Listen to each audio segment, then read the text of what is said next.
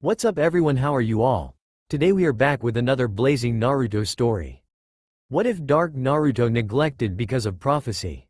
If you enjoy then please like, share and do comments.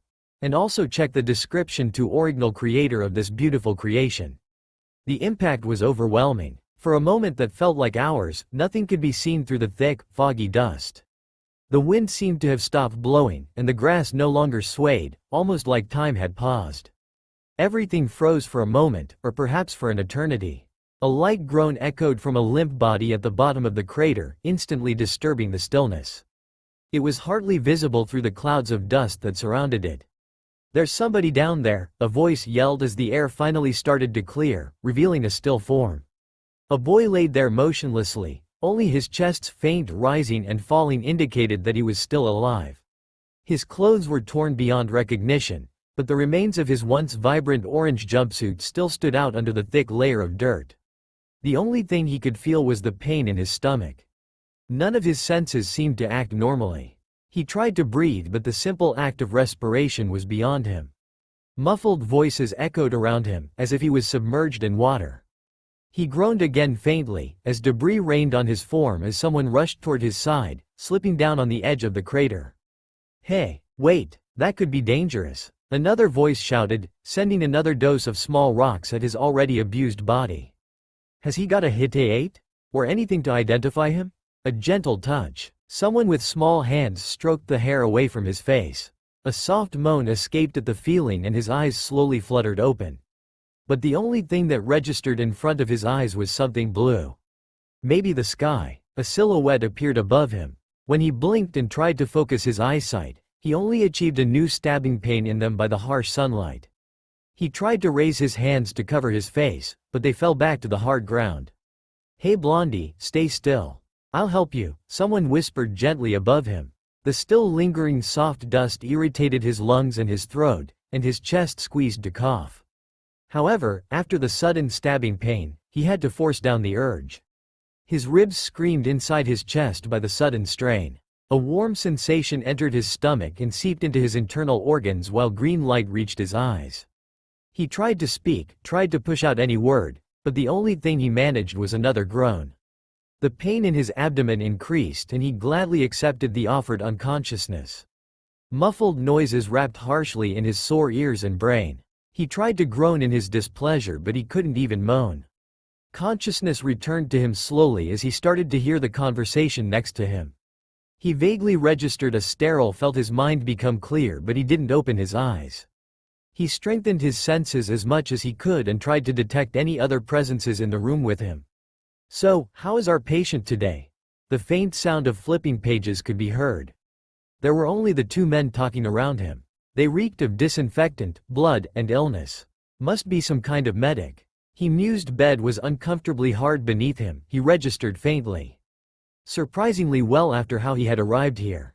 I bet he will regain consciousness soon with his extremely high regeneration process. "Wanna join the bet? I'm all finished with my shift," he was the last one. "Wanna go grab some coffee? We can discuss the bet there." "Sure." His eyes snapped open as he heard the door fall shut, but he regretted the motion immediately. The sudden light stabbed him painfully and he squeezed them shut again. Gradually, he tried again, blinking rapidly to clear away the fog of his vision.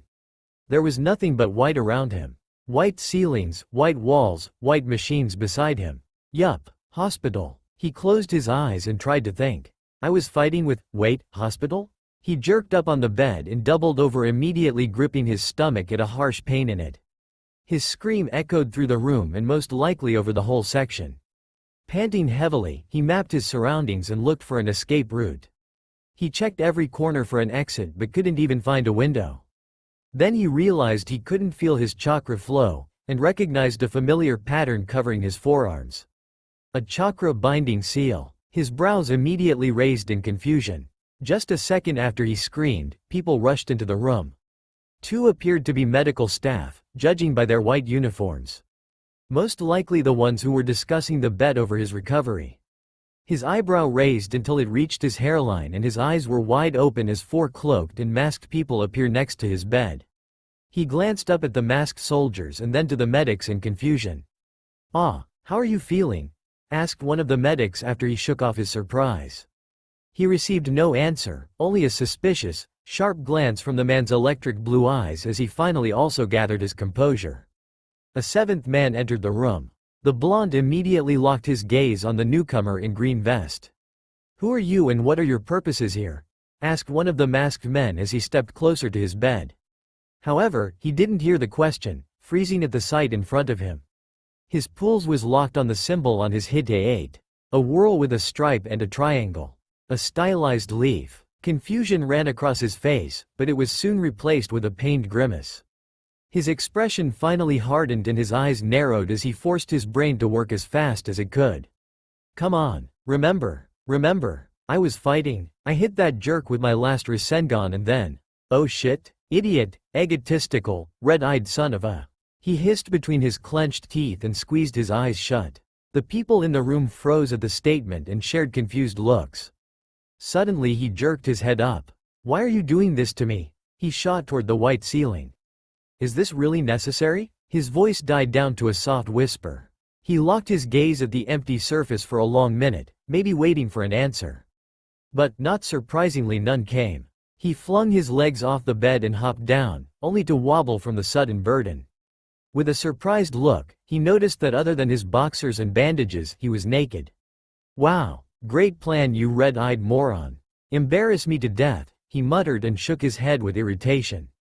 The medical staff could do nothing more than take a step backward when the boy slowly raised his hands in front of his chest, attempting to perform a familiar jutsu. One of the Anbu jumped closer, gripped his hand and hissed, "Don't bother trying anything.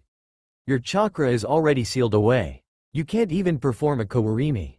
The only visible reaction was a raised eyebrow as the boy stared at the cat mask, as if he was silently accusing him of being an idiot. "This is the stupidest genjutsu ever," he muttered to himself, shaking his head disapprovingly once more. "Genjutsu?" asked back the confused cat. The boy didn't answer, instead finished what he started, "Kai." The effect was instantaneous as a shockwave of chakra flew from the center. Only the four Anbu were able to stay on their feet. Everyone else stared at the boy wide-eyed from the ground.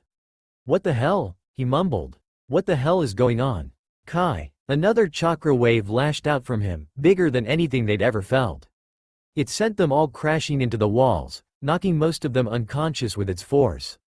At this point, in the center of the village, an old man let his mouth drop. His ever-present pipe fell to the desk with a clatter, spreading ash and embers across the papers and scrolls waiting to be inspected and signed. In the hospital, the boy burst through the room's only exit to come face to face with another small group of people in the hall. He froze immediately, wide-eyed, as he looked at the older man standing before him. Surprisingly, the older man also paused and stared in disbelief despite his years of experience on the battlefield. It was like looking into a mirror, their age and some minor physical characteristics the only difference between them. The boy suddenly averted his eyes, as if he didn't dare to face the man in the hall anymore, like a small child would do, who couldn't look up to his parents' eyes after doing something bad. He glanced back at the newcomer only from the corners of his eyes. The boy finally braced himself to look back at the man. His pools were filled with sadness, love and shame. Before he closed his eyes and muttered to himself, "You're not here. You aren't real. Everything is just part of his sick mind game. Minato, brace yourself." One of the man's comrades barked in an attempt to break said man's frozen state. "I know," he hissed back. The boy snapped his head toward the voice as he also came out of his temporary stasis. While his attention was focused on the shouting man behind Minato, a strange kunai with 3 prongs flew towards him. He didn't even bother to deflect it, he just leaned his head to the left to let it pass by him. At the moment the weapon passed his ear, Minato's form appeared behind him, with the same blade pointed to his neck, ready to slice his throat open. Nothing had been visible, only the yellow flash of his golden hair. "You know I'm as real as the weapon which threatens to slice your neck." "I don't think so," the younger blonde replied as if they were casually discussing their day over a bottle of sake. "But I always wanted to see this with my own eyes." Or, whatever. "Great, now I'm talking to myself." "What are you talking about?" Minato blurted out. "Shinobi fighting lesson number 2, Genjutsu," he stated casually with the air of a sensei. "Kurama, would you please be so kind as to do something about this ridiculous situation?" Naruto, I think this isn't a genjutsu. Naruto's eyes widened and in the next blink he entered his well-known mindscape, the canal where the nine-tailed fox enjoyed his hospitality. However, during the last half-year, it had changed. It still resembled an underground canal, but in the middle of the ankle-deep water, there was a large patch of green grass with soft light and slowly swinging osier trees despite the lack of wind in the place. A bright orange canine rose behind the trees and watched the boy with his glowing red eyes. "What?" Naruto asked, a strain in his voice. It revealed its razor-sharp teeth and answered with a puzzled expression. "I said, I think this isn't a genjutsu." "What do you mean this isn't a genjutsu?" "This must be because of that bastard's Sharingan." The last thing I remembered when that red-eyed, Naruto's breathing and heart rate increased, while something squeezed his chest inside his mindscape. Thoughts raced inside his mind with insane speed. The irritation was slowly replaced by panic and confusion. The giant fox narrowed his flaming eyes and barked out to snap his jailer out from his state. "Calm down, you idiot, or you'll get us killed. I'm trying to figure out what's going on and think of a plan." And with a flicker of an enormous tail, Naruto was kicked out forcefully from his own mindscape. Minato was still holding his kunai to his neck. Naruto's breathing soon became grasping as thoughts raced across his mind. Then he suddenly closed his eyes with a deep frown on his face, obviously started to think. "Just calm down," Minato hissed into his ear. A heavy snap echoed in the passage and Minato's stomach twisted as he blinked down with one eye just to see what he had already known. The boy had broken his own finger on his left hand. His index finger was now accusingly pointing at him at an awkward angle. When nothing changed, Naruto slowly turned his head to look over his shoulder. The kunai drew a thin red line on his neck. Not so deep as to threaten his life, but deep enough for any other shinobi to hiss in pain. But Naruto didn't show any sign of pain. His wide and confused eyes were glued on Minato. The mixture of emotions fell from his face. Denial, confusion, relief, then devastating joy. "Now do you see that I'm speaking the truth about this being reality and not a genjutsu?" Minato muttered once again to the boy, who winced as an only reaction when his voice reached his ears. His eyes were still stared at him unblinkingly. "This is impossible," he finally pressed out in a powerless voice, muttering more to himself than to the surrounding people or to Minato. "I told myself the same thing when I felt that burst of chakra back at my office." The voice came from beyond the shinobi in front of him, who were now parting as someone approached. The boy froze and his muscles tensed. Naruto tried desperately to will his body to remain upright. His lungs began to burn, screaming for air despite his quickening breath, and a cold feeling seeped into him. Suddenly, his body refused to hold his weight and he crumpled limply to the cold floor. Minato had just barely been able to move the three-pronged weapon away before it could seriously wound the trembling boy. Naruto dimly heard that the fox was speaking to him continuously, but he couldn't comprehend Kurama's fading words anymore.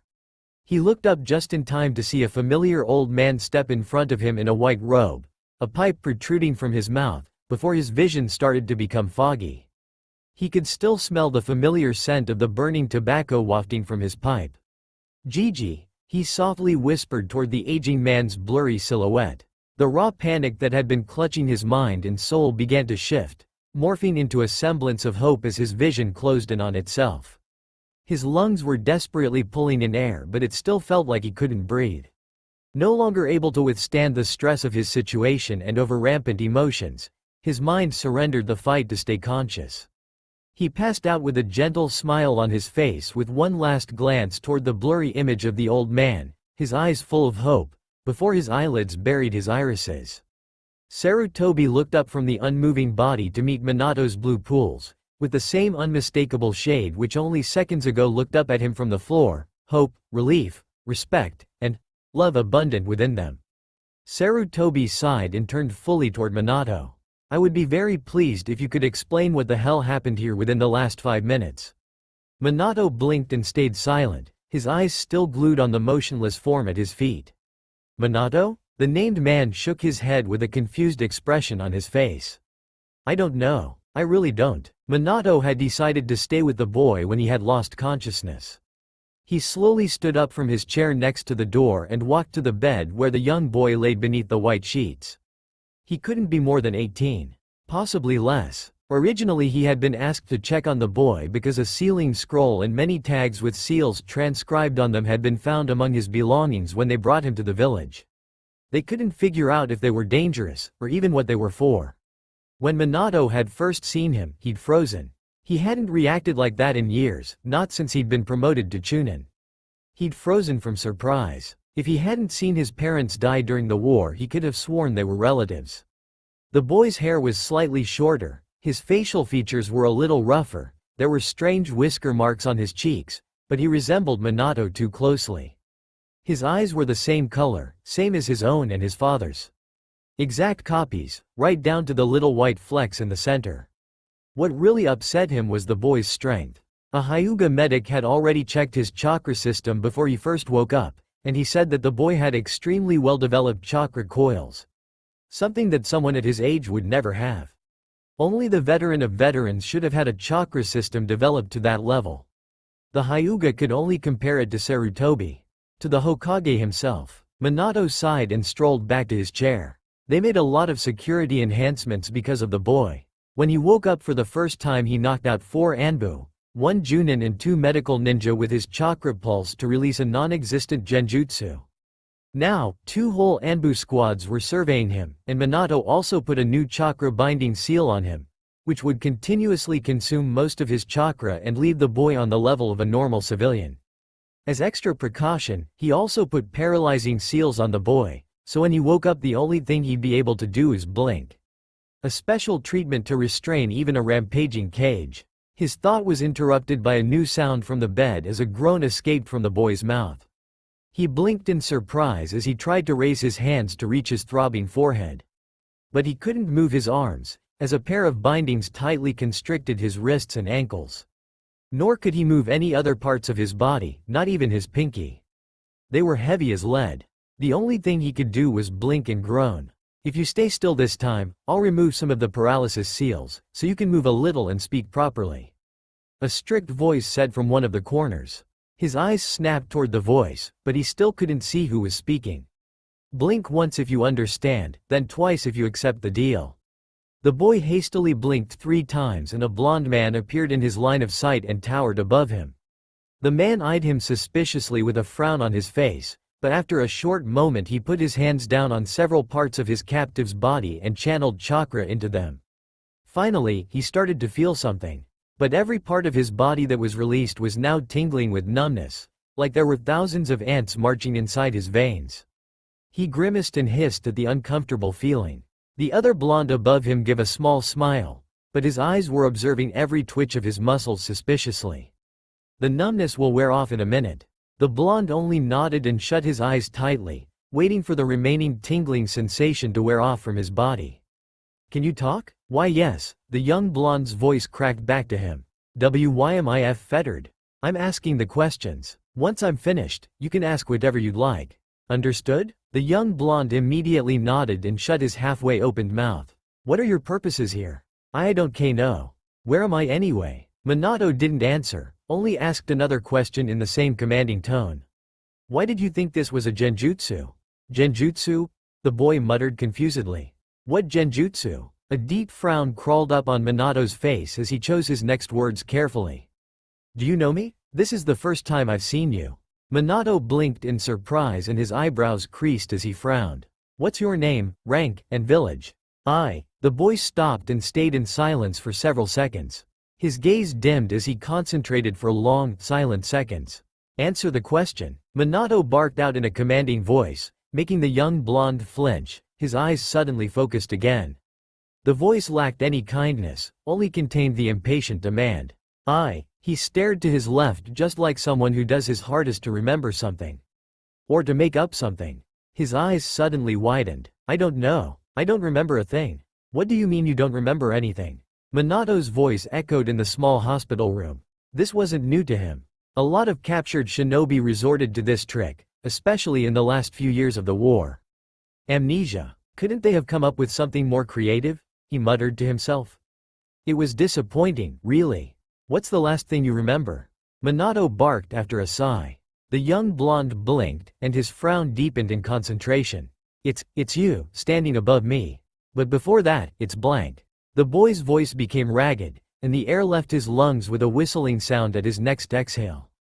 His breathing increased, and his azure pools didn't stop traveling back and forth between him and the room.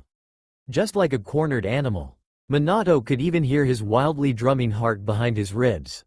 Great, another spy acting the fool? At least he knows his stuff. The yellow flash let out another sigh and started to massage his forehead in frustration. He really thought the boy would at least come up with something more interesting to explain his previous behavior. The boy finally regained some of his composure as he finally let his wild blue eyes linger on Minato. His voice was shaky, and his throat must have been sore as he cracked, "Where am I?" The blonde shinobi looked back to the boy, but he refused to give him an answer. "Who are you and why am I bound to this bed?" Minato was lost in thought as he eyed the blonde beneath him. "Who am I?" He still received no answer. "Am I a criminal? That remains to be seen," Minato finally said with a calculating glance. He ran his fingers through his blonde locks, and the frown was once more on his fine features. "I'll go and inform the medics and Hokage-sama about your current state and that you are conscious. Stay still, and don't try anything. The medics will examine your head while we try to gather some information about you." The boy nodded in understanding and forced himself to calm down and gain more control over his breathing and his storming emotions. As Minato left the room, he turned back to the boy from the doorway and gave him another suspicious glance over his shoulder. What he received in return confused him yet again. The boy forced his head up as much as he could from the bed and gave him a small, hopeful smile. "Thank you." Minato shook his head and closed the door to inform the medics, as well as to give his report to the Hokage. 10 minutes later, Minato was staring up at the Hokage tower in the middle of the village. With a sigh, he approached the entrance with slow steps and nodded with a friendly smile to the Chunin next to the elaborate wooden door near the front of the building. His eyes ran over the carvings. His pools were locked on the various details that experienced hands had carved into the hard wood during the first Hokage's reign. It was a ritual he did every time he stepped through them. His eyes stayed more on the center of it, where a small flame shouted away the identity of the village. Otherworldly plants framed the will of fire, their stems circling all the way around the great carving. Uncountable amount of leaves, buds and flowers made the design flawless. Shinobi passed him as most of the Genin and Chunin teams had received their mission scrolls and were now beginning their next tasks, or perhaps marching into their doom. Minato ascended the stairs and was now standing in front of another wooden door which led to the Hokage's private office. Letting out a last exhale, he knocked on the door and entered when permitted. "Hokage-sama." He gave a bow towards the man behind the desk and received a welcoming nod in return. Minato strolled to the center of the room and sat down in a chair in front of the large desk, which was already buried under a mass of papers and scrolls despite the early hour. He surveyed the battlefield on the desk, and a faint smile tugged his lips upward. "Beginning of a long day, Hokage-sama?" The older man tracked his eyes toward the mess and gave a weary shrug. "As it seems. What do you want to report to me?" Minato's posture immediately straightened. "The boy that we found in our training ground last week is awake again, and he claims to suffer amnesia." The older man let out a sigh, closed his eyes while beckoning for Minato to continue. "He claimed that he doesn't remember anything before waking up. He doesn't even recognize me and stated that he had never seen me before, despite his first reaction when he saw me in the hallway," Minato replied. The Hokage closed his eyes, and a deep frown appeared on his face, deepening the starting wrinkles on his face. "What are your opinions on this, Minato?" "It's hard to tell." He shook his head in frustration. "If he's a spy, then he's either really terrible or a genius. What kind of spy would reveal his strength before assessing the situation? And going by the security seals, no one suspicious crossed the gates, so he shouldn't even be here. The seals didn't detect any illegal entry at the border. If he lied about the whole thing and this is a part of some well-planned attack, then he must have experience well beyond his years. I honestly can't tell if he's lying or not, and he seems to truly believe he has amnesia." He was confused and disoriented. However, when I left, he thanked me for my help. Minato shook his head and waited for the Hokage's answer. Hiruzen finally opened his eyes to look up at the blonde. "Have you any reasonable ideas about what's going on at this point, Minato? I suggest that before we make any conclusions we should interrogate him properly, and I also suggest we involve a professional from Konoha's torture and interrogation force. If he truly is a spy, then we will need a full mind scan from a Yamanaka." The Hokage stared back at Minato in contemplation, then started to chew on the end of his pipe. "Let it be so. I entrust you with this case. Please make the necessary arrangements." Minato nodded, rose from his chair, and stopped for a moment, staring back to the Hokage. "Hokage-sama? Yes? Are you sure you've never met him before?" Sarutobi looked up from his desk at Minato and blew out the tobacco smoke from his lungs. "I'm certain. He has a very unique appearance. I'm not so old as to become senile just yet." Minato bit down on his lower lip, and after a second of hesitation he accepted the answer, nodding before he bowed, and left the Hokage alone within his never-ending battle with the bureaucracy. Sarutobi Hiruzen locked his gaze on the closed door with a deep frown for a few minutes. The sudden appearance of the boy worried him, and he was also worried about Minato. After returning from his last mission at Kusa, the promising young man had fallen into depression. A knock halted his troubled thoughts before he could further evaluate the blondes. "Come in." A woman pushed the door open with her elbow, and Sarutobi's face fell. "Hokage-sama, we received the last of the missing mission reports from the West Wing, and there's also the official invitation for today's council meeting. Here are the necessary documents for it." Hiruzen let out a sigh and started to eye the new tower of paper in front of him. "Then let the battle begin," he murmured to himself as the woman left the room with an apologetic look. Minato entered the base of the torture and interrogation force somewhere in Konoha to arrange everything. He knocked on the door and entered as he received permission from the inside of the office. A middle-aged man dressed completely in black looked up from the table and greeted the young shinobi. "Ah, Minato-san. It's good to see you again. It's been ages since we last met." Minato sent an apologetic smile at the man. "It's good to see you too. I was on the battlefield for the last month." "Yes, I heard. What brings you here?" "I have a job for you. We found a boy last week at one of our training fields, but I'm sure you already know about this." The black-clad man nodded and didn't interfere, so Minato continued. "He is awake, and I would like to request a proper interrogation and full mind screen. He claims to have amnesia." A grimace spread across the man's face. Something between disgust and despise. "So another spy. We don't know yet," Minato stated warily. "But yes, based on our experience in the last few years, he seems to be.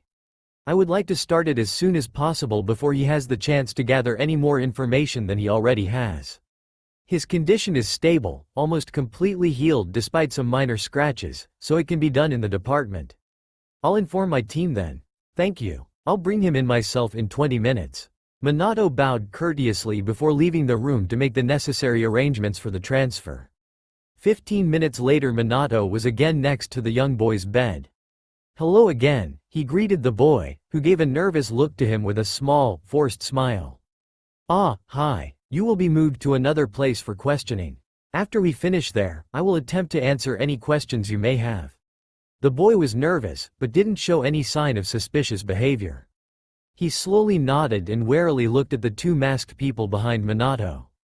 "So what now?" "I'll remove the shackles, but I won't undo your seals. You won't be able to move on your own." The boy nodded again, his calm facade slowly fading as he nervously eyed the two masked shinobi while Minato removed the leather shackles.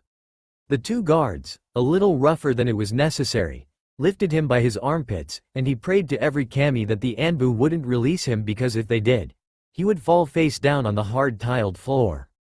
Minato nodded to the two Anbu, and they disappeared with the boy in a swirl of leaves. When he arrived at the torture and interrogation force, the young boy found himself sitting in a chair in the middle of a small room with pale white walls, dressed in slacks and t-shirt by his previous two Anbu guards, which was, by the way, easily his most embarrassing experience. Well, at least he hoped so because it was already bad enough. He tried to shift his limbs to a more comfortable pose but failed to twitch them more than mere millimeters. He silently cursed and accused his misery to the paralysis seals all over his body, completely forgetting about the thin wires around his ankles and wrists securing him again, this time to his chair. The only furniture visible was a desk and another chair opposite him.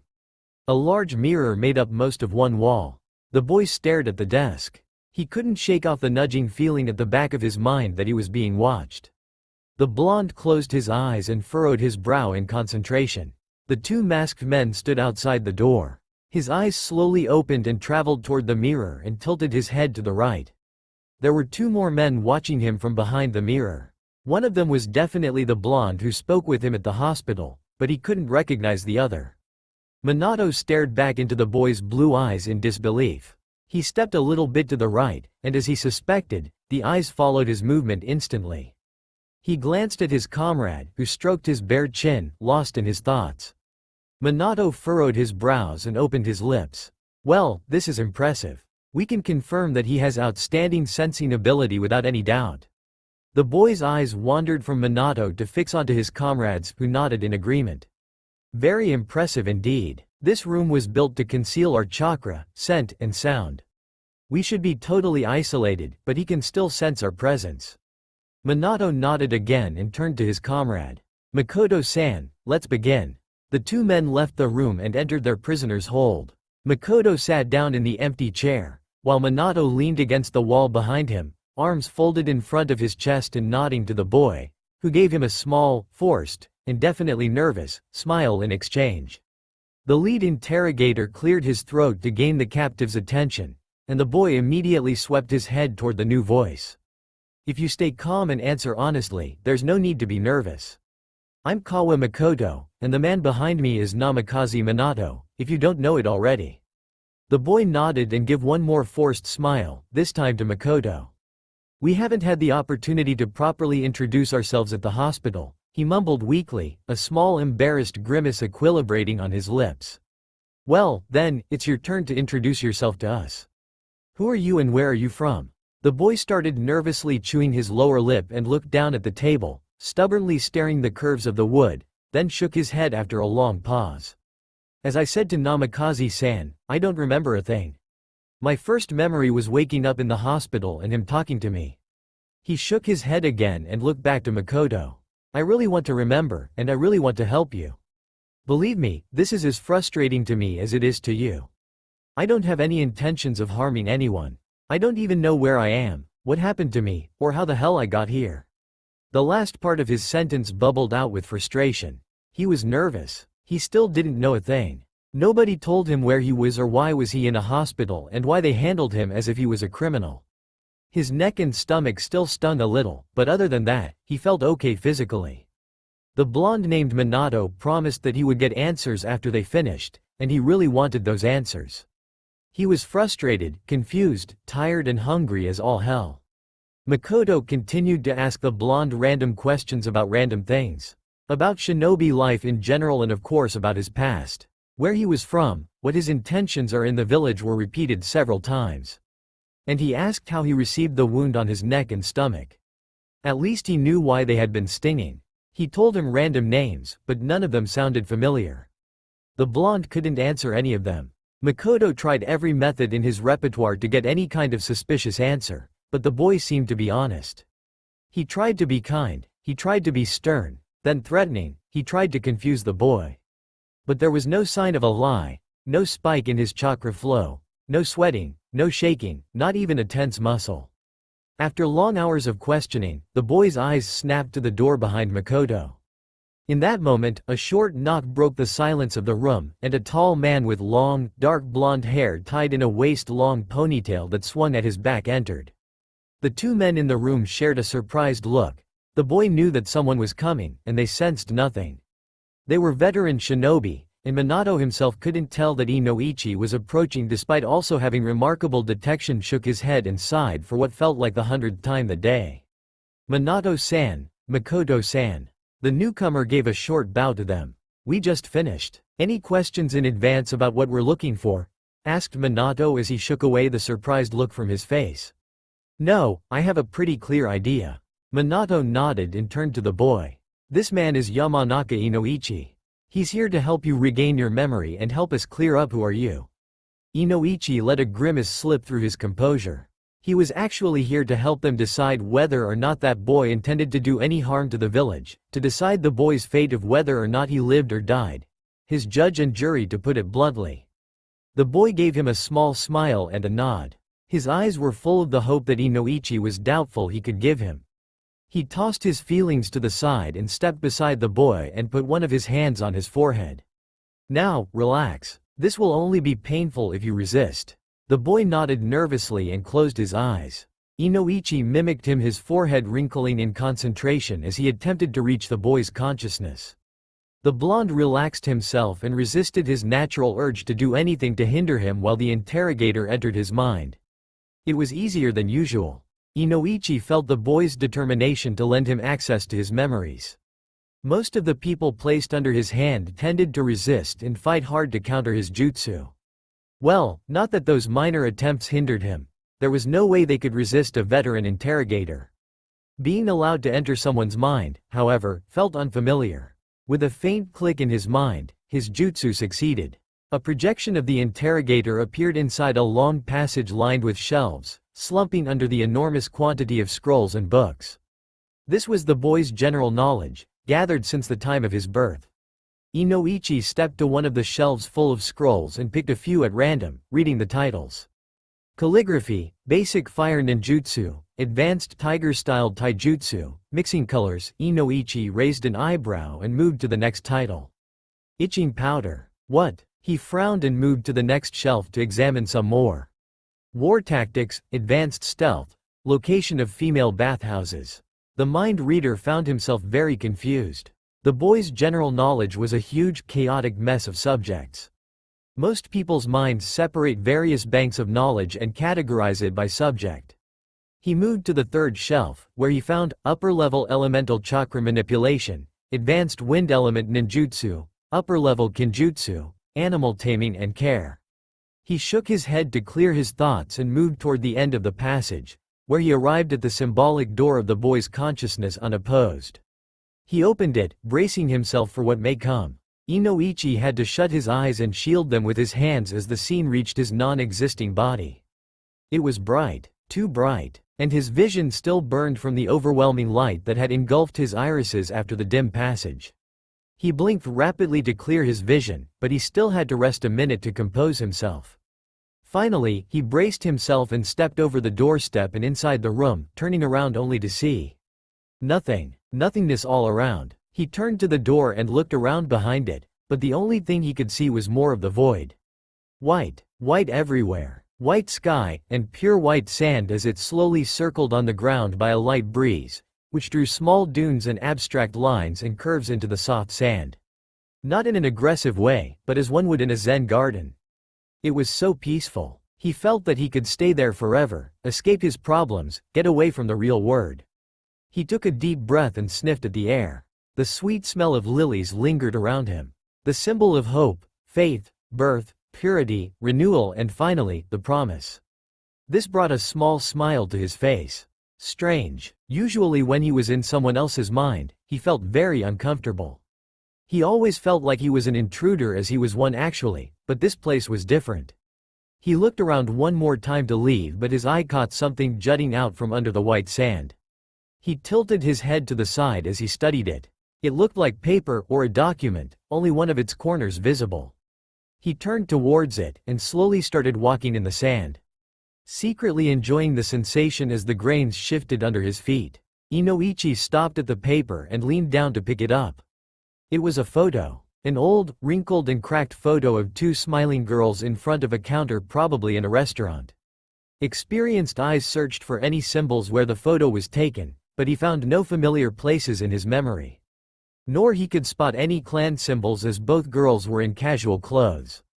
One with short pink hair gently smiled at the one behind the camera, while the blonde next to her held two fingers over the pinket's head while they took the shot. Bunny ears. The oldest prank since photography existed. Her eyes sparkled cheekily and her long, blonde hair streamed down on her shoulders in a high ponytail. Inoichi's lips turned up into a kind smile and he brushed his fingertips along the surface of the photo where the blonde girl was. Suddenly, he heard muffled voices behind him and immediately spun around on his heels.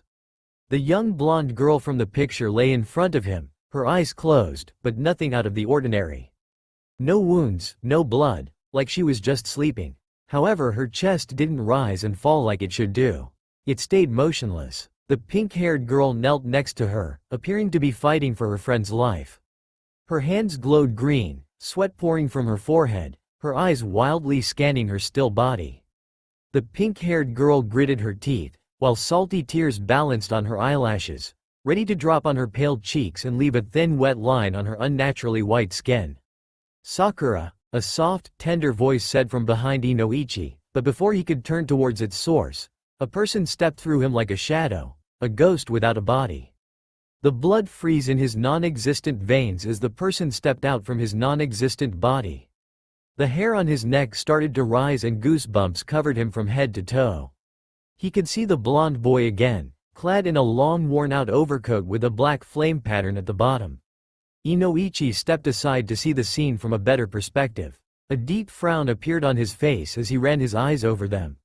His eyes were searching for any signs, any hints where they were from, but there were no clan marks. The only thing he could spot was a strange forehead protector he had never seen before, and it only puzzled him more. It contained only one word on the blonde's forehead, instead of the well-known symbols of the hidden villages, shinobi. The boy stopped behind the pink-haired girl and knelt down to cover her hands with his own. "Sakura, please, let her go." The young kunoichi didn't answer, only vehemently shook her head. Her tears let go of her eyelashes and rained all over the place, not leaving out the reassuring hands on her own.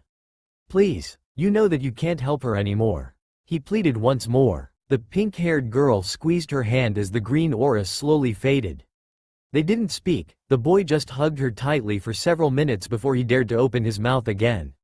"Sakura-chan, just please, believe in me, and I'll handle everything." They stayed in silence for another minute before the boy spoke again. "Tomorrow, it will be over. I promise." Only fiery determination was shown in the azure eyes of the young boy. "And I don't go back on my word. That is my nindo. You can trust me. You know that, don't you?" The girl nodded, and the boy continued. "I told you that I'll break the cycle of hatred. I'll break this curse. If there is such a thing as peace, I'll find it. Believe in me. This is my legacy that they left for me." The kunoichi didn't reply. Instead, a small sob escaped from her mouth as she leaned nearer to the boy's chest for comfort. "You were always like this, you idiot. You don't have to do everything alone. You don't owe the world anything. Don't bear such a burden alone." The mixture of the boy's emotions hit Inoichi's mind. Hatred, rage, sadness, strong determination to save everyone, to change the world. The apparition gradually faded away, and he was alone again in the white desert. He looked down to his hand and watched as the picture disintegrated, the breeze carrying the fragments away to assimilate with the white sand. The remains of his memories. That were the sand everywhere. Inoichi was always a professional, a veteran shinobi, and during his tasks he always hardened his mind and heart, never letting the captive's emotions overwhelm him. But when he witnessed the death of the blonde girl, his heart broke apart for reasons unknown to him. He shook his head to clear his thoughts and emotions, then turned around to take one last look at the landscape before stepping out from the boy's mindscape.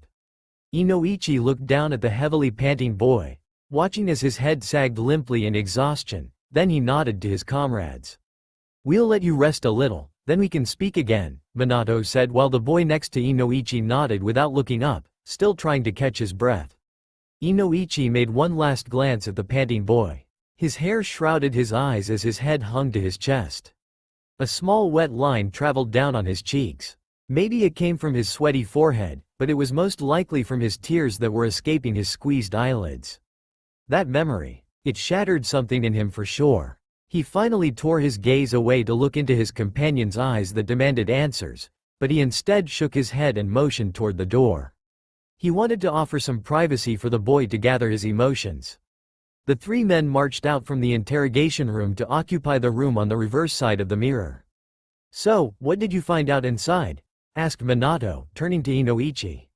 "He remembers nothing." Inoichi paused before continuing. "He has a very great, but chaotic cache of general knowledge, but beside this, his full mindscape was an empty desert.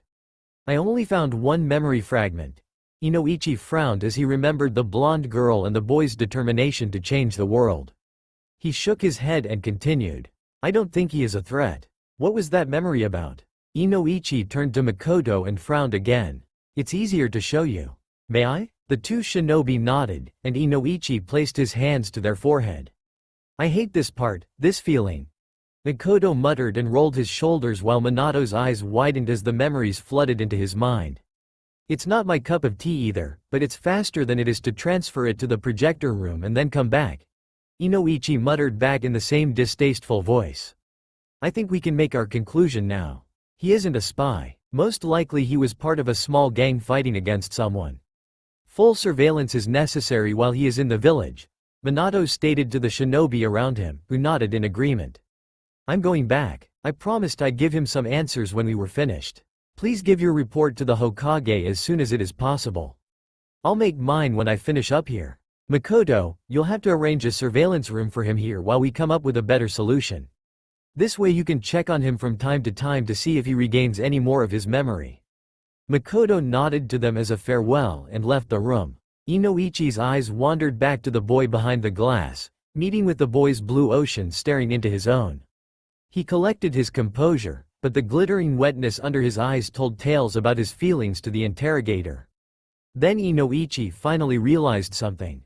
He gave a questioning look to Minato, who shook his head. Don't ask. I don't know how he's doing it. Minato chuckled and shook his head again.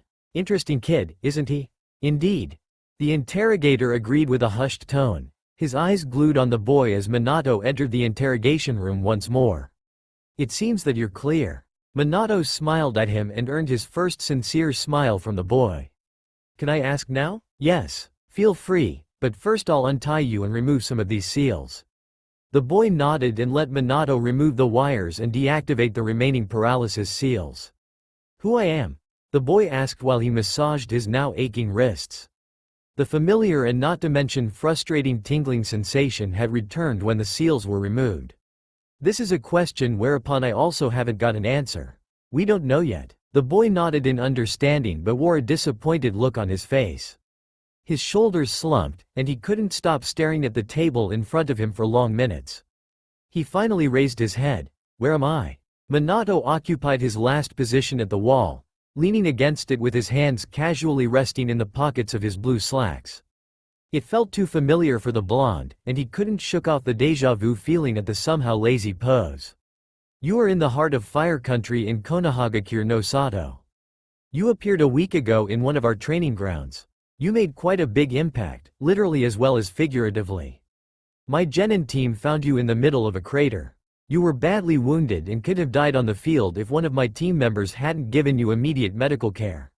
The boy didn't speak. He tried to process the new information and force his brain to remember. What about my memory loss? Minato shook his head. No, your head is completely fine. However, you were clearly fighting with someone. They found no sign of head trauma or any jutsu that would cause your amnesia. Why was I handled like a criminal? This is because of two things. 1.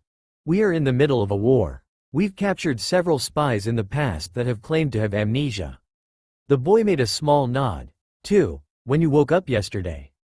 The boy gave a confused look to him. You knocked out 5 highly trained shinobi and 2 medics while attempting to dispel a non-existent genjutsu. The boy stared down at his hands in shame, not daring to look back at Minato. I'm sorry. I really didn't mean to hurt anybody. The boy mumbled his sincere apology. Minato couldn't stop watching the boy, and finally, a kind smile tugged his lips upward. They're okay. Nothing that a long nap can't help. The boy slowly and unsteadily nodded.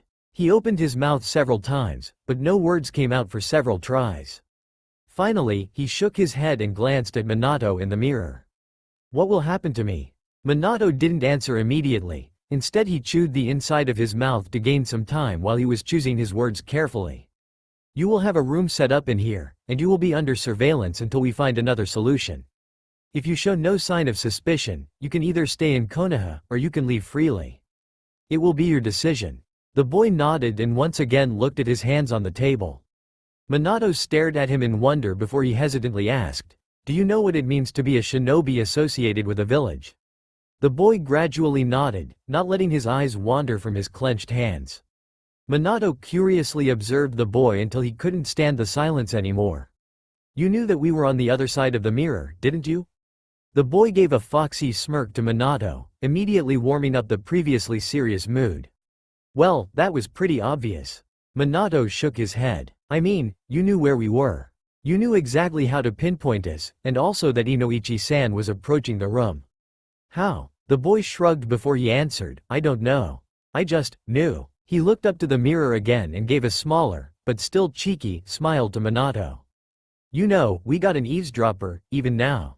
The mirror vibrated suddenly as if someone on the other side had slammed their head into it in surprise. Minato couldn't conceal the chuckle that bubbled out from his lips and beckoned to the mirror. A minute later, Inoichi entered the room, sporting a brand new welt on his forehead. We made the arrangements. He can sleep on the first floor. The Anbu will escort him. Minato nodded and turned to the boy. I think that's enough for now. I'll let you get some rest. The boy nodded and made a hesitant glance at his wrist, where the two ink-black markings stood out from his sun-kissed skin. He hesitantly raised his arms toward the blonde. I'm sorry, but do you think you can remove these other seals? I'm missing my chakra circulation, ya know. Minato immediately shook his head, but he still raised an eyebrow and carefully stored the previous information. Sorry, they will temporarily stay.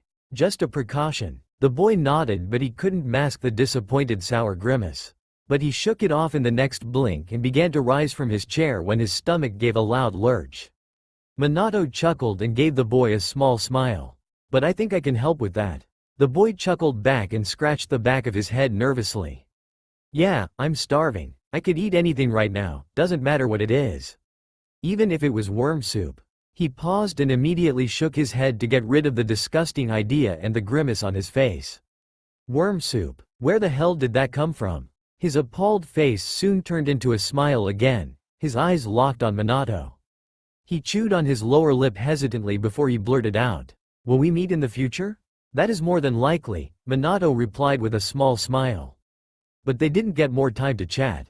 Two Anbu guards appeared beside the boy, but he didn't even flinch. Based on previous experience, he probably already knew they were nearby. He gave a last smile to Minato before they disappeared from the room within a fast shunshin. Inoichi stepped beside Minato and looked to the place where they had vanished. You know Minato, as strange as it sounds, I think I like this boy. Yeah, me too, Minato agreed with a hushed, puzzled voice. Minato stepped into the Hokage's office 10 minutes after he arranged a meal for the boy, and even if it was only cup ramen, it was still much better than worm soup. Sarutobi nodded to him in greeting and waved his hand invitingly towards the chair. The Hokage patiently waited for his shinobi to settle down, but his curiosity secretly ate away his mind. Am I right that you are finished with our little guest? Yes, Hokage-sama. He truly has amnesia. His general knowledge is unaffected. He knows about the countries, particularly the shinobi aspect, but his personal memories were all but eradicated, save one. Minato smirked. It seems that our little guest has a very honorable goal. What do you mean by that, Minato? The Hokage furrowed his brow. In his memory, he stated to a girl that he will break the cycle of hatred and bring peace to the world. That's quite an ambitious goal for a teenager, isn't it? Sarutobi stated. I left him at the torture and interrogation headquarters. They put him into one of the surveillance rooms. I also removed the paralysis seals, but I left the chakra binding seal on him as a precaution. He is also under 24-hour observation by an Anbu. I doubt that he can do anything with that seal. It's my own creation, not a standard one like before. Sarutobi nodded in agreement, letting Minato continue his report. The boy has a decent bank of general knowledge. However, it's strewn about quite chaotically. He also demonstrated a remarkable detection ability. He knew we were in the monitoring room. Everybody knows that there's always someone behind the mirror, muttered Sarutobi and leaned back in his seat. No, I mean he knew exactly where we were within the room. He looked into my eyes, and when I moved, he followed my movement. Sarutobi raised an eyebrow and shook his head. So we have a shinobi with a cage-level chakra system, remarkable sensing skills, and amnesia. Who knows the recipe for itching powder and the location of the nearest all-female bathhouse, chuckled Minato. A grunt left Hiruzen's mouth. The last thing this village needs is a fusion of Jiraiya and Kushina running around. Sarutobi shook his head. It's very unfortunate that, because of his memory loss, he remains a threat to the village. I don't think we can allow this risk to go unchecked. The War Council will urge the execution of the boy. I know, but if he were to defect to Konoha, we gain a strong ally. If we execute him now, that would make us merciless killers. His only crime as of now is that he knocked out 7 people due to a misunderstanding. Sarutobi hemmed, chewing his pipe and thought. I'll try to keep the boy's case under wraps, but I don't know how long we'll be able to play this game. If the boy becomes a shinobi of Konoha, the War Council will have no influence in his case. He would be under your command. If, is the key word here, Sarutobi stated doubtfully. If he would decide to join our side, he would be your responsibility. If he would do anything suspicious, you would report it immediately. I trust in your intuition and in you. And yes, he would be a very powerful ally indeed. A deep frown appeared on Minato's face. He couldn't forget the only visible symbol they found. Hokage-sama, have you ever seen a forehead protector with the sign, Shinobi? The named aging man gave a curious look to the blonde and shook his head. No, I haven't, but it would be nice if our kind wouldn't be shattered by villages by different beliefs. If we became united under that symbol. But I guess it's currently a utopia. Minato nodded, and a thick silence fell between the men briefly. Minato, I want you to take a break. You haven't been yourself since you returned from your last mission in Kusa. I'm okay. I can handle it. Sarutobi shook his head and looked at him purposefully. No, you can't. Nobody can go this long without a break. Not even you. I told you, I'm fine. My comrades need me on the battlefield. Minato protested but immediately regretted it. He shook his head and realized that he had stood up during his outburst. When he sat down again, the Hokage gave him a sad smile. I don't want to risk the loss or mental condition of one of my best shinobi, of my good friend. Minato rubbed his eyes with the back of his hand and let out a long resigned sigh. How long am I off duty? Until I deem is necessary, but I advise you at least 3 weeks. After that, we can talk about your service again. The third observed him for a second before he opened his mouth again. You seem to be much better after your talk with the brat. Other than your recent outburst, that is. Minato smiled back at him. Yes, he is very interesting. Be careful not to get too close. He could be dangerous, the Hokage answered with a deep concerned frown. Minato slowly rose from his seat and walked toward the open window. He gave one last glance over his shoulder to Hiruzen, a wide smirk plastered on his face. His last words echoed inside the empty office for long minutes after he was gone with the flash of his golden locks. So can I. Minato was lying in his bed with his arms crossed behind his head as he stared at the ceiling unblinkingly. He had been trying to sleep for the past hour, but his wandering thoughts restrained him from drifting into a well-deserved dream. He turned his head to the side to face the slim woman next to him. Her chest moved up and down in the rhythm of her breathing. Her long, ruby-red hair flowed around her peaceful form and gave a perfect frame to her face's delicate features. He reached out and gently stroked a tuft of hair away from her face that disturbed her perfection. The young woman mumbled something incoherent and moved a little in her sleep, allowing another tuft of hair to replace the previous one. A gentle smile tugged Minato's lips upward and didn't bother himself to brush it away, instead turning toward the ceiling again. His thoughts wandered to the blonde boy. Clashing feelings met in his mind as he thought over the events. First of all, none of the security seals sensed his appearance. The seals could be circumvented if someone were to reduce his chakra levels to near depletion, but that was just unimaginable. Nobody could suppress his chakra to that extreme, it was impossible. Every living thing radiated a minimal amount, regardless of how hard someone tried and how skilled and well-trained they were. Only dead bodies were completely free of chakra, and the boy was clearly anything but. Underground or aerial entry were also unrealistic possibilities. The seals surrounding the village were like an invisible barrier and every intruder would be sensed. It could be a space-time ninjutsu, but again, that was also very unrealistic. With that kind of life-threatening injury, it was impossible for anyone to perform a top-ranked jutsu like that. And the seals would also trigger his arrival. However, if someone else had performed the jutsu on him, that seemed the most believable scenario. But that would still trigger the security system. Minato made a half nod. When he passed the danger of death, he showed remarkable healing abilities. This was not something new, though it was very rare since the destruction of Whirlpool Country and the Uzumaki clan. His eyes instinctively wandered toward the woman next to him, then back to the ceiling, his eyes narrowing slightly as his mind moved to the next question that hadn't let him fall asleep. The Anbu checked his belongings, but they found nothing significant other than a scroll and seal tags in his pouch. He didn't have a Hite 8, or perhaps he lost it before his arrival. That seemed likely, seeing his clothes were also tattered beyond recognition. They couldn't find any clan symbols on what was left of the fabric. Minato already checked the scroll and the seal tags. The tags were safe, simple exploding tags modified with increased or decreased potency. This was why they hadn't recognized them immediately. It was fairly uncommon practice. For him, a simple once-over of them was enough. The only really interesting thing in his belongings was the soul scroll, and it annoyed him to no end. He couldn't open it. He was one of the rare seal masters, but he couldn't handle a teenager's seal. The closing seal was a combination.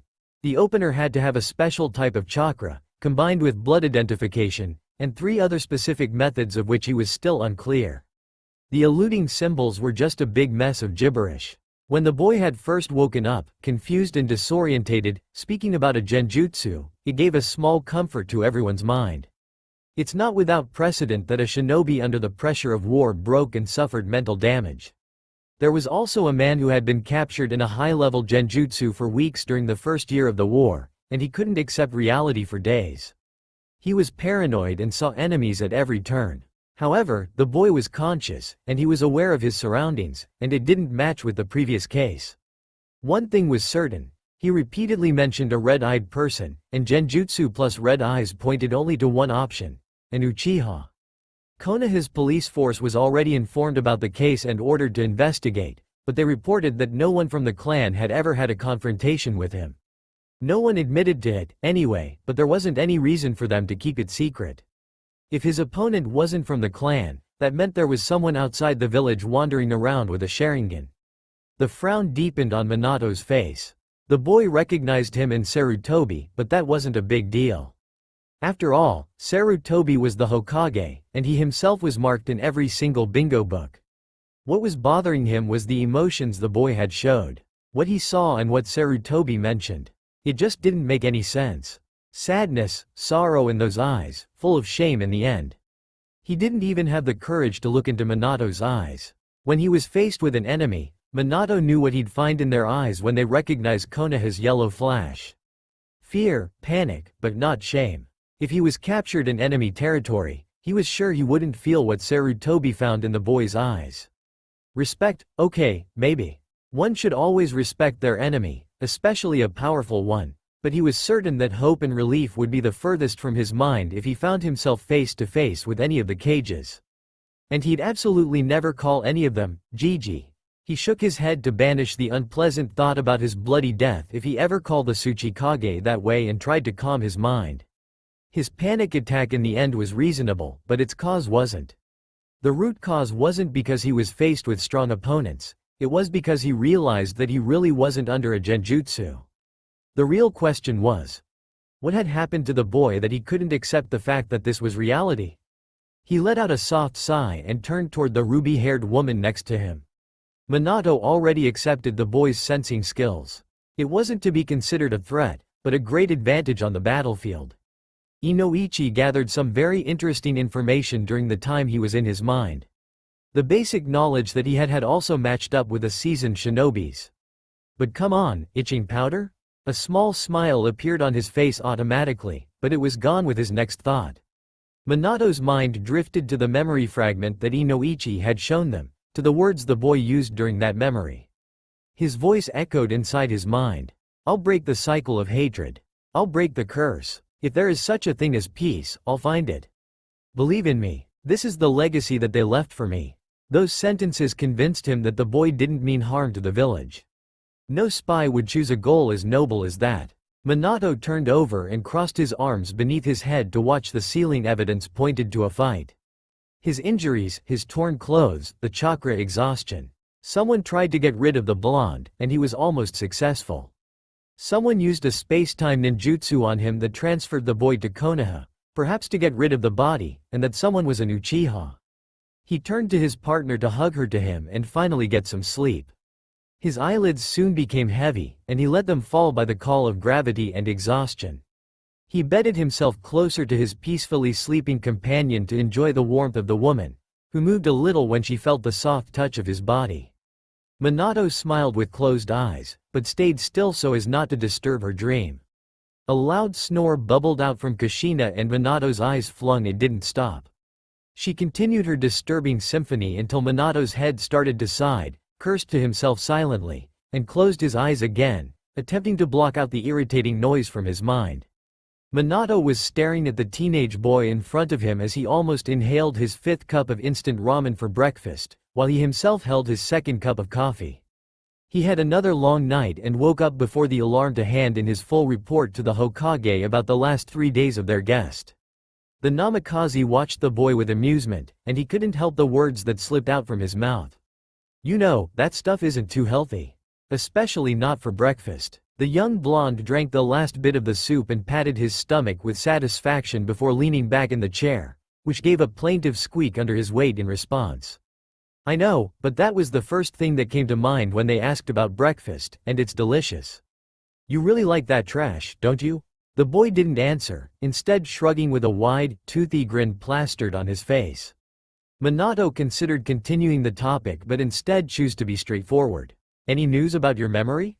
The young boy shook his head and fixed his eyes onto the floor, counting the tiles under him to avoid contact. "Nope, nothing. I thought that maybe I'd dream about my life, but I just blacked out again," he muttered to one of the tiles. The slight frown deepened on Minato's face, and he sipped his coffee to make his brain work properly. "You know," the boy had started but then stopped. "What?" Minato looked at him questioningly. "You know, maybe I don't want to remember." His voice dropped to a low volume, almost whispering, while he still stared at the floor beneath him, stubbornly refusing to meet the Junin's searching blue eyes. "The first night, I mourned for the blonde girl. I don't even know who she was and still. It still hurts." The blonde looked up at him, the once vibrant blue ocean darkened to a royal blue, while a small, sad smile tugged his lips upward. "I want a new life. If possible, a happy one. I don't want to start it with mourning over people I don't even know." The blonde's voice was now filled with determination, but when he finished, he had looked down again to escape from Minato's eyes while shame flushed through his own. "It doesn't hurt if I don't remember anything," he whispered in a soft tone more to convince himself than the other blonde. Minato had been observing the blonde boy for several minutes with a wary face, but he said nothing, just moved to a more comfortable position in his chair before he tried to break the blonde's dark thoughts. "If you want to start over, first we should find a fitting name for you. It would be nice if I had a proper one. I really hate it when everyone calls me Blondie. It's annoying," the boy whined while crossing his arms in front of his chest like an irritated child. It was so out of scene in the depths of Konoha's torture and interrogation force. But Minato couldn't help but let a wide, cheeky smile spread across his face. "What about Kane? Gold? That isn't much better than Blondie," the boy muttered and rolled his eyes in displeasure. "You don't like it? Then how about Goldie?" Minato chuckled. "Very funny. Anything particular in your mind?" The boy had thought for a second then shook his head. "Nothing. Odoroki Toroku? That would suit you," wondered Minato. Because that was what the boy was to him. A wonder. A surprise that fell from the sky. And every single time he looked into his azure eyes, he got a strange feeling. Like looking into a mirror that reflected his own soul. Bare and naked. And sometimes he hated what he saw there. Azure surprise? What a kind of name is that? However, Toroku? The blonde tried out how it sounded, rolling the words on his tongue several times, tapping his chin with his index finger. I like that one." He smirked. "Then it's settled, Toroku," grinned Minato. The newly named Toroku had given a foxy grin in exchange and maneuvered himself to a more comfortable position. "Can I go outside?" "In the future. But not today, I'm afraid." Toroku had given a disappointed look but nodded. He had already made the first step toward his new life. And for now, that was enough. And he was satisfied. Really. However, he wouldn't be able to shake off the sour taste from the side of his tongue for the rest of the day. Toroku knew Konoha was far away from trusting him, but he really hoped that he could explore the village that day. He wasn't handling the isolation very well, even though it was only his 3rd day. He was bored to death and thirsty for the outside world. His room was small and plain with a bed in the corner, a desk with 2 chairs, and a small bathroom connected to it. The room obviously wasn't meant for comfort and entertainment. It was still much better than the hospital room and the horrid smell of illness, blood, and disinfectant. He leaned back on the bed and contemplated his situation after Minato left his room. The first night was a hard one. After the Anbu escorted him to this room, he was completely drained. Chiroku just collapsed to the bed in his clothes, but after struggling for hours to sleep, he gave up. Though he didn't want to think, that was his only option to kill time. He turned on his back and crossed his arms beneath his head, watching the pale ceiling while another familiar blonde was doing the same on the other side of the village.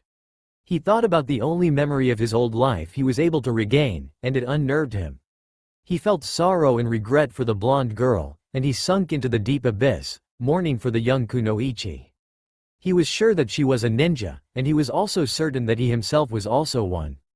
During the questioning, when Makoto had asked about random things, he knew perfectly what the man was talking about, but without any connecting memory. He knew about ninjutsu, what a chakra release was, how to do it, and so on. But before he had heard the terms, he didn't know about their existence. The information just sort of popped up. He had this knowledge buried deep in the pit of his mind, lying dormant until he had to access it. Makoto also mentioned various names. Kurama, a picture of an animal jumped into his mind, but he couldn't identify what it was. Maybe a dog, perhaps. Uchiha? This name left a bittersweet feeling in his chest. The mixture of hatred and caring. But nothing else. No recollection of a memory, just vague emotions. When he thought about the pink-haired Kunoichi, his heart swelled with adoration, but in the background of his mind, an uneasy feeling was already starting to prod. Sakura. It is, or was, her name. As the picture of the dead blonde girl flowed again into his mind, he shook his head. He didn't want another painful memory. He didn't want to feel that sorrow ever again. He received a second chance to become a better, and perhaps happier, person. His own voice echoed in his mind. I'll break the cycle of hatred. I'll break this curse. If there is such a thing as peace, I'll find it. Believe in me. This is the legacy that they left for me. Those were strong words. Those were the words of someone who lived through a hard life. He didn't know if he was ready for this burden. He didn't know if he wanted anything to do with it. However, the thought of turning away from it made his heart constrict. Legacy? His thoughts flashed through the memory again and stopped at another part. I don't go back on my word. That is my nindo. That statement made his heart ache with determination and pride. It felt pleasant. This was something he should follow. But change the world and bring peace. How can he do that? He closed his eyes and moved to face the wall behind his bed. He had been struggling between a new future without memories in a brand new life and a future which seemed to only bring him pain if he regained his memories. His thoughts moved to what Minato told to him. He could stay and join Konoha, or he could leave freely. But what would he do if he left? Where would he go? Chiroku let out a sigh and tried to occupy himself with something other than thinking to avoid his mind float again to those depressing thoughts. He moved his eyes toward the ceiling until he found his only other entertainment in the small, empty room. A tiny spider in the corner started to settle down in Konoha. The base of a spider web was already formed, steadily attached to the surface of the white walls.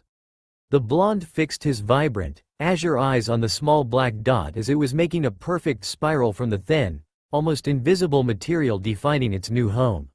I'm bored to death. Minato arched an amused eyebrow at the frustrated blonde boy. Was he whining? I want to do something. Anything. Yes, he was whining. Despite the Konoha Junin's more frequent visits, Chiroku couldn't occupy himself. He and one of the Anbu guards brought him books, but he missed the outside world and the normal connection with people. A frustrated groan bubbled out from Chiroku's mouth once more while he folded his arms in front of his chest with a well-defined pout. That was too much for Minato. He burst out with a barking laughter and stepped closer to the sulking, and now also annoyed, teen when he could finally gather his composure. You've only been here for a week, and you slept through the most of it. Endure it for a little longer. Minato chuckled once more and reached into his vest pocket to take out a small book and handed it to Chiroku. I brought you something that might help you out. A grimace spread across the boy's face instantly, turning the small print several times. Another book? Look, I don't want to seem ungrateful, but reading just isn't my style. It contains brain teasers. I want you to solve them by this afternoon. I'll come back at 3 to pick it up, so you have roughly 6 hours to finish them. The boy raised his right eyebrow at Minato while suspiciously eyeing the book like it could bite off his hand at any time. Why? It'll keep you occupied, Minato smiled at Toroku, who frowned and finally flipped it open. Keep me occupied, my ass. Toroku groaned. When Minato left him alone with the book, he moved onto the bed and was now sitting on it, his legs crossed, staring at the book in his lap. After he had read the first 2 pages, he knew exactly what it was all about. The book contained tests about several competencies and aspects. This is a damn IQ test. He shouted out into the empty room, waiting for an answer that never came, desperately seeking interaction with anyone or anything. He glanced up to the corner with the small black spider, in the hope that it'll react. But of course it didn't reply, nor did it acknowledge him in any ways. I really hate books, he grumbled, shook his head and turned his attention back to the book in his lap. He had read again the last exercise on the page and let out a sigh. He quickly wrote down his answer and flipped the page. Minato received the book from one of the Anbu that was in charge of Toroku. At 1 o'clock, he managed to finish it more than 2 hours before the deadline. He eagerly flipped through the pages to check the answers, but only to realize that there was a reason that he had received the book much earlier. Namely that it was only half done. Several pages were left unfinished or even untouched. Like Toroku got tired of them halfway. And most likely that was the case since almost the same kind of exercises were neatly done some pages before, so he would have been able to do the missed ones. His brows furrowed when his eyes had trailed to the left corner and caught several sketches on the margin. His frown deepened as he flipped more and more pages. It changed from page to page. It was nothing more than a round scribble on the first pages, but it soon evolved into a black, spiral-like thing. The yellow flash narrowed his eyes and focused on the sketches as he flipped the pages with his fingers. A moving form animated from the sketches. A whirling spiral with a hole in its left side. Was it a whirlwind, or the eye of an unstoppable storm? It could mean a lot, or it was also possible that it meant nothing in particular. A deep frown carved up onto Minato's forehead, and he opened it again to, this time, summarize the answers. So how many? Toroku asked with a sullen tone in his voice during the morning visit of Minato. It was almost a week since he gave back that damn book to him, and the Junin hadn't said a word about it. How many what? He asked indifferently. You know, my IQ. Minato blinked in surprise at his statement and stared back at the boy. It's average. Toroku shot back a skeptical glance but said nothing. I spoke with the Hokage yesterday. The boy shrugged and continued to observe the tiny spider in the corner. I asked for more freedom for you. Now that caught the boy's interest. Toroku's eyes had widened in his surprise and hopefulness flooded his face, desperately waiting for Minato to finally finish the sentence. He gave permission. You can leave the institution but only under surveillance. Toroku's mouth morphed into the widest grin Minato had ever seen on his face. Minato mirrored him, but maybe a bit more moderately. Are you just going to sit there, or should we take this outside? Toroku instantly hurtled from his bed and stretched his arms behind his head, still grinning like an idiot. Readier than ever, Datbeo. Minato arched an eyebrow, but let it go. Then come on, we're heading out. Toroku enjoyed the feeling of a warm breeze and sunshine on his face, his eyes closed. He let out a strange sound, something between a satisfied sigh and a moan, and turned to Minato. Hey, can we pick up something to eat? You just finished your breakfast. And I doubt that you have any money in your pockets. Toroku had raised his left hand behind his head and nervously scratched the back of his neck. Oh, yeah, I totally forgot about that. It's okay if we just walk. Minato had given him a smile and waved his hand as a sign to follow him. They strolled on the wide streets without a real destination, letting their legs choose the path. The blondes passed by an uncountable number of shops filled with goods and traveling vendors, shouting how fresh and high quality the products they were selling were. Finally, they reached a great square filled with people going after their daily tasks. Toroku had stopped to watch them all as they marched up and down, everyone with their own concern. A man in standard shinobi clothes had jumped down to the ground from a window only to gracefully land nearby. He had noticed Minato, and with a small, greeting nod he sunshined out of the crowd with a flicker of his chakra. A minute later, a woman in casual clothes stepped to the wall of a building to defy gravity by walking parallel to the ground a few feet above them, evading the thick crowd. Toroku smiled and continued watching the citizens of Konoha living their everyday life. He wordlessly listened to the village's pulse, beating together with the rhythm of the soft breeze. It buzzed continuously over his head, but it wasn't disturbing. It was like the peaceful moment when, after a long and cold winter, the first real sunbeams lure you out from the house. And you were answering the call, settling down under a tree and listening to the first bees' buzzing noise as they were flying over your head as spring's first messengers, looking for sweet nectar above your head. He had looked up at the monument of the previous Hokage and tilted his head to the side. He had been staring at them for several minutes before he shook his head in discomfort.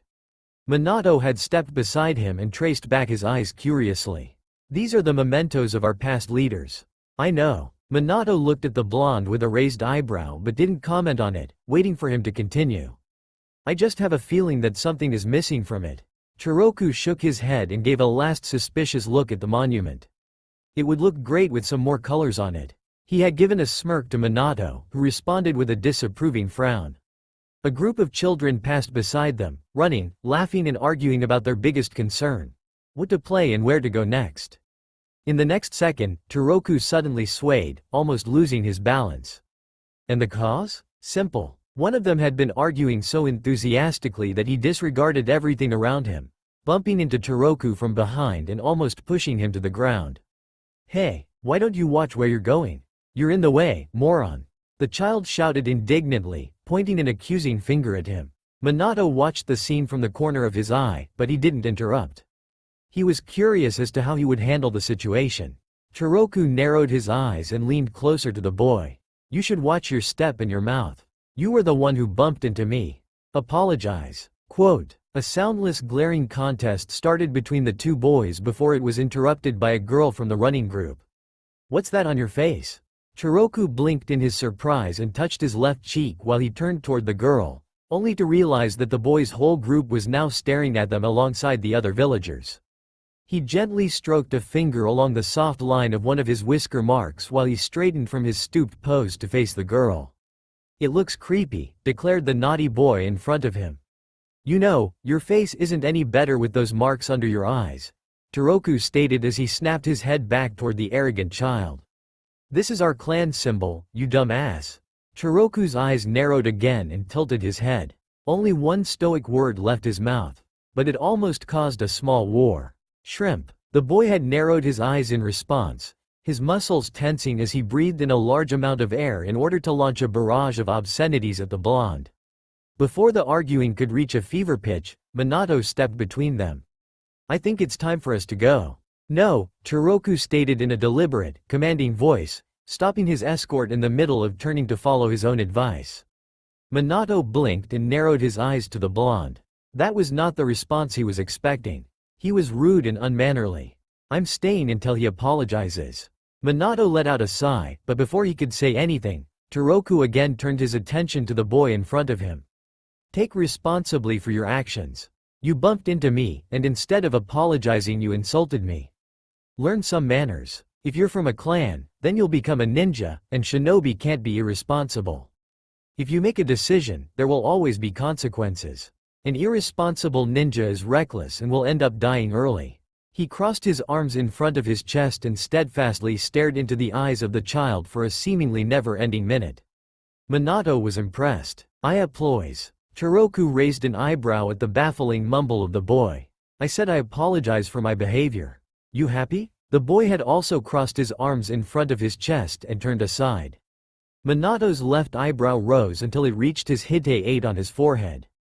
"Indeed, very impressed." A wide, satisfied grin spread across Toroku's face, and he ruffled the boy's hair, who only responded with annoyed mumbling. "Apology accepted. Take care, shrimp." With a grin, he turned to Minato to follow their previous route into the city center. He could hear the boy's displeased voice at his nickname. They were walking side by side for several minutes before Minato looked at him. "You're good with children." Toroku shrugged. "Dunno. I just felt that that was the right thing to do." Minato smiled and nodded. "Well, I think you deserve a reward after that little scene." 5 minutes later, they reached a small stand. Wide white stripes hung down from the roof to shroud the inside and to display an advertisement of the place with bright red letters. Ichiraku's ramen bar was empty as they approached the 4 bar stools. They sat down and Toroku gave a sad smile to Minato. I don't have any money. This is a reward. That means it's my treat. That immediately conjured a grin on Toroku's face, and he started to examine the menu card in front of him. Ichiraku had turned toward them and gave a wide smile to his customers. The usual, Minato-kun? Minato just nodded as a welcome and also in his approval. And for the young man? Taishu finally turned toward the other golden crown to face with his customer. Well, at least he wanted, but Toroku hid his whole face behind the menu, only his golden crown visible while he was lost in his small world as he dug through every single offered dish. Even his tongue was out, and his brow furrowed in concentration. He took his sweet time for sure. After long minutes, he finally slammed the menu down on the counter only to order the first one from the card. A miso ramen. And after Minato's disapproving glare he added a faint, please. Taishu nodded and turned to prepare the 2 meals, giving some privacy to his newest customer. Toroku swept his eyes over the small place, and a familiar warm feeling swelled in his chest. Comfort. An unbeatable power tugged his lips upward into a sincere smile. He did nothing, told nothing, only let the feeling overwhelm his inside until he heard the distinct rattle of a bowl being placed in front of him. Only then did he turn back to the counter to reach for 2 sets of chopsticks and handed one to Minato. Itadakimasu. The 2 blondes stated in unison, and they shared a knowing look with each other. You know, Minato-kun, you two look very alike. Is he your relative? Minato shook his head and smiled an awkward smile. No, he's a guest of Konoha. A guest? Ichiraku raised a doubting eyebrow but didn't comment on the strange statement or, more likely, on the tone of it. For minutes, only satisfied slurping could be heard inside the small stand. But it soon stopped as one blonde fixed his gaze on his half-eaten dish while the other was observing his still form like a hawk. Minato was the hawk. And Toroku? He had been fixing his eyes on the floating pink and white fish cake in his bowl. His mind blanked out, the scene overwhelming his eyesight. He slowly started to hover around it with the chopsticks, and now he was staring at the whirling fish cake with blank eyes. Something important. He knew deep in his mind that this was connected to something important. He frowned, but his mind stayed completely blank, waiting for something to happen, waiting for a memory to trigger, or an emotion to wash over him like before. But nothing came. He used his chopstick to make the fish cake whirl again, trusting that maybe this time something would happen. He focused his sight at the slowly whirling symbol. It felt very familiar. So damn familiar, but he couldn't find a grasp it. Minato had noticed the blonde's weird behavior and his blank expression. He had turned toward him and tilted his head to the right to observe, but he found only focused concentration.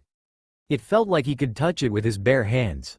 Naruto. The blonde flung his head up and stared at the familiar blue eyes, wrinkles deepening on his forehead even more, if that was possible. It's Naruto. You don't like it? Toroku shook his head and stared down into his bowl at the slowly spinning fish cake, stopping its movement with his chopstick. It's not that. I don't know. I don't know really. He put down his chopsticks and turned around to face the ceiling in his discomfort. A deep frown spread across Minato's forehead. You remembered something? Toroku shook his head again. This time in denial. No, it was just a feeling. It felt like something important and familiar.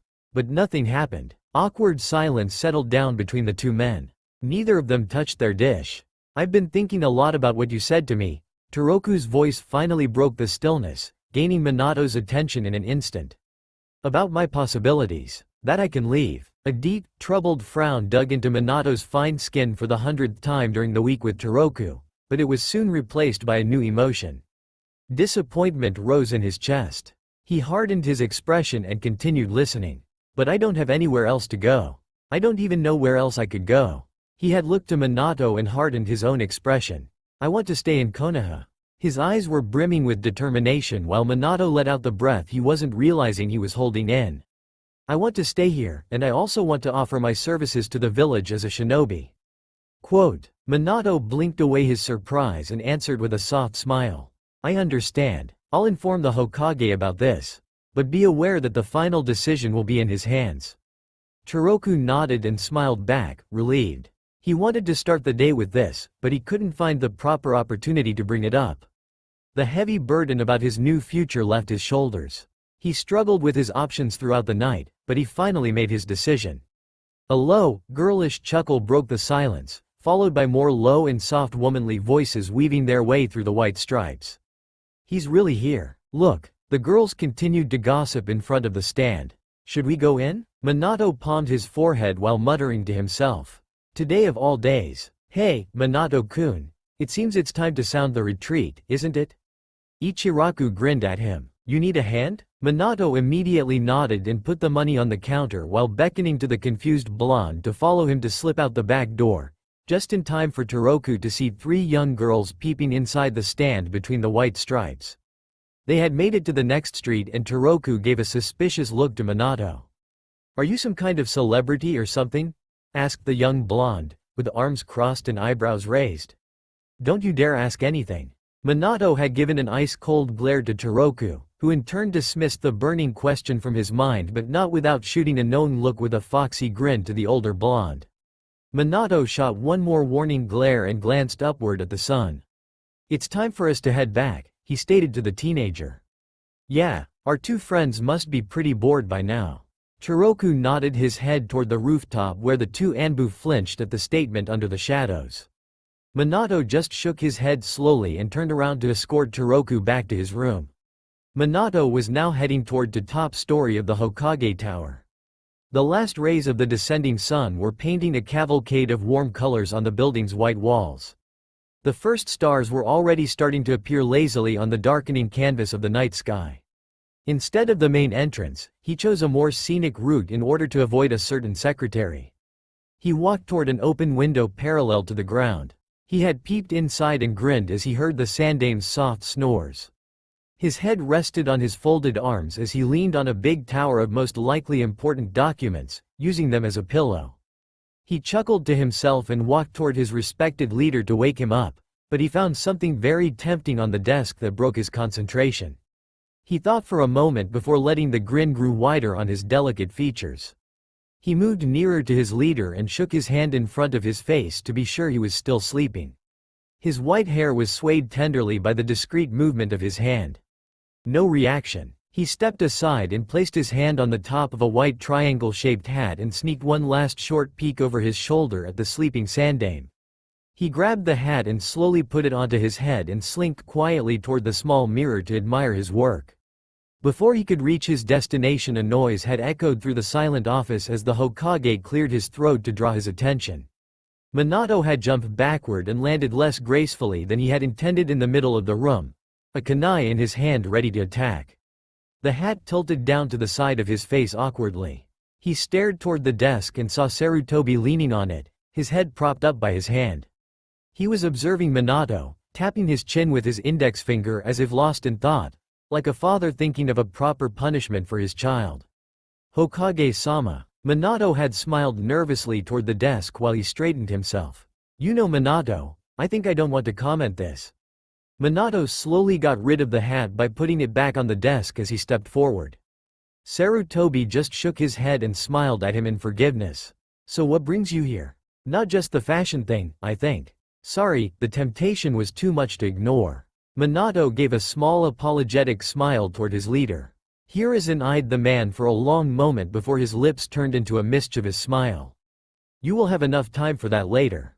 Minato paused for a fraction before tossing the comment to the side, but carefully storing it. "I came to report that Odoroki Toroku made his decision. He wants to join Konoha's shinobi force." Sarutobi nodded as he prepared his pipe, eventually filling the room with gently floating tobacco smoke. "So be it. I'll accept, but only with several conditions." The sandame was waiting for Minato's response, but when he received none, he continued after a drag from his pipe. "I want him to stay under high observation for 2 weeks, and for the time being, he will stay at the torture and interrogation force where we can keep more of an eye on him. For the sake of safety, make an appointment with Inoichi once a week until further notice. And as I already said, you are responsible for him. He's not allowed on the streets of Konoha alone during this period. Also, before being assigned to any groups, we need to measure his abilities and his ninja skills properly. Arrange one of the training grounds and a sparring partner for him in 1 or 2 days." Minato nodded, his composure loosening as an invisible weight was lifted from his shoulders. I'm grateful for your decision. This means we don't need to worry about the council anymore. Indeed, they were starting to become very active about the boy's case. Sarutobi had given him a warm smile as he finally really looked at Minato. You seem much better. Yeah, that's true. Kushina also stopped complaining about my mood swings, he admitted with a sour grimace. I'm aware of your more frequent visits with Toroku. The Anbu always keep me up to date about the boy's status. Actually, they are quite frustrated with him. He always seems to spot them, regardless of what they do, Sarutobi chuckled. I'm not surprised. He tramples on their pride continuously. Maybe he's giving them a little push to improve. It's actually really a shame that a teenager can simply play with our elites like that. About the visits, I have to occupy myself during my break, and Toroku is always a guaranteed good time. Minato smiled back, but it soon morphed into a wide grin. He's starting to become more comfortable. He's a healthy teenager in a lot of aspects. Sometimes he acts so much like Kushina. Minato gave a wandering look to Sarutobi and tilted his head toward the ceiling as he continued his line of thoughts. Yesterday, he loosened the salt shaker's head while we were eating. I had to throw my whole breakfast away. The blonde grunted in irritation and received a chuckle from the third. Minato shook his head and took out a scroll from his vest. Anyway, I think that's all for today. Here's my full report with all of the details of today's observation. If there isn't anything more, I'd like to head home. Sarutobi nodded and watched as the young shinobi disappeared from his office in the blink of an eye after he bowed to the third. He moved to the window to catch the last rays of the setting sun. Hiruzen lazily inhaled a puff from his pipe and exhaled it slowly, watching as the smoke drew abstract forms in the air before disappearing. He was unsettled. The thought that Toroku managed to befriend Minato in such a small amount of time troubled him. He still could be an undercover agent waiting to regain his memories and strike, possibly at Minato himself, and going by the new information, it was more than feasible that this was a very elaborate and very well-prepared assassination. Sarutobi had slowly turned to his desk to pull open a drawer and retrieve its contents. He flipped open the bulky file, fixing his eyes on the first page with Toroku's goofily smiling picture. He couldn't hide its contents for long, he had to tell Minato. He let out a disturbed sigh and after placing back the thick file to its previous place, he moved back to the window to admire the full moon in the now inky black sky. Toroku was in ecstasy. He grinned like an idiot while sitting on the bed, not bothering to pay attention to the still-speaking Minato. He was getting out of here, and that was the only thing that mattered now. He hated this isolation. He wanted to go outside, he wanted to just roam the streets, and he wanted to start building his new life. Toroku, are you even listening to me? Yes, sure. Then what was the last thing I said? Something about extra conditions and supervision. Toroku had scratched the back of his head in embarrassment and Minato let out a sigh in his irritation. I can't believe he's doing this. I told you that besides the approval, there are conditions, and they are important, so I would really appreciate your attention. Sorry, I'm listening now. Toroku gave him an apologetic look. To become a shinobi, we first have to survey your skills in order to seat you in one of our ranks. We already saw some of your skills, but those don't even scratch the surface, I think. You will participate in a sparring match tomorrow. Do that, and in time you will be assigned to one of the teams. Will I fight with you? Minato didn't answer, only smiled at him. You know, actually I don't think I really thought this through. I mean, the knowledge is inside me I know, but I don't know how to push it to the surface. I'll be beaten into the ground. This is why you'll do it tomorrow. Why? What about today? We will be going to the training grounds, to test your basic knowledge a little and to gain some experience on how you can tap that knowledge during action. I want a proper assessment, and I'm afraid if you go there in this state tomorrow, you will be beaten into the ground for sure. Besides, Inoichi will also be making a checkup on the state of your memories today, and will be doing so every weekend until the Hokage deems necessary. Toroku's expression saddened and he looked down to start playing with a wrinkle in the sheet. He doesn't trust me, does he? I think this is understandable. You appeared from nowhere under more than suspicious circumstances. And you? Toroku looked up to face with the familiar blue eyes of Minato. Do you trust me? What I think isn't important. Minato looked back at the blonde without any expression on his face.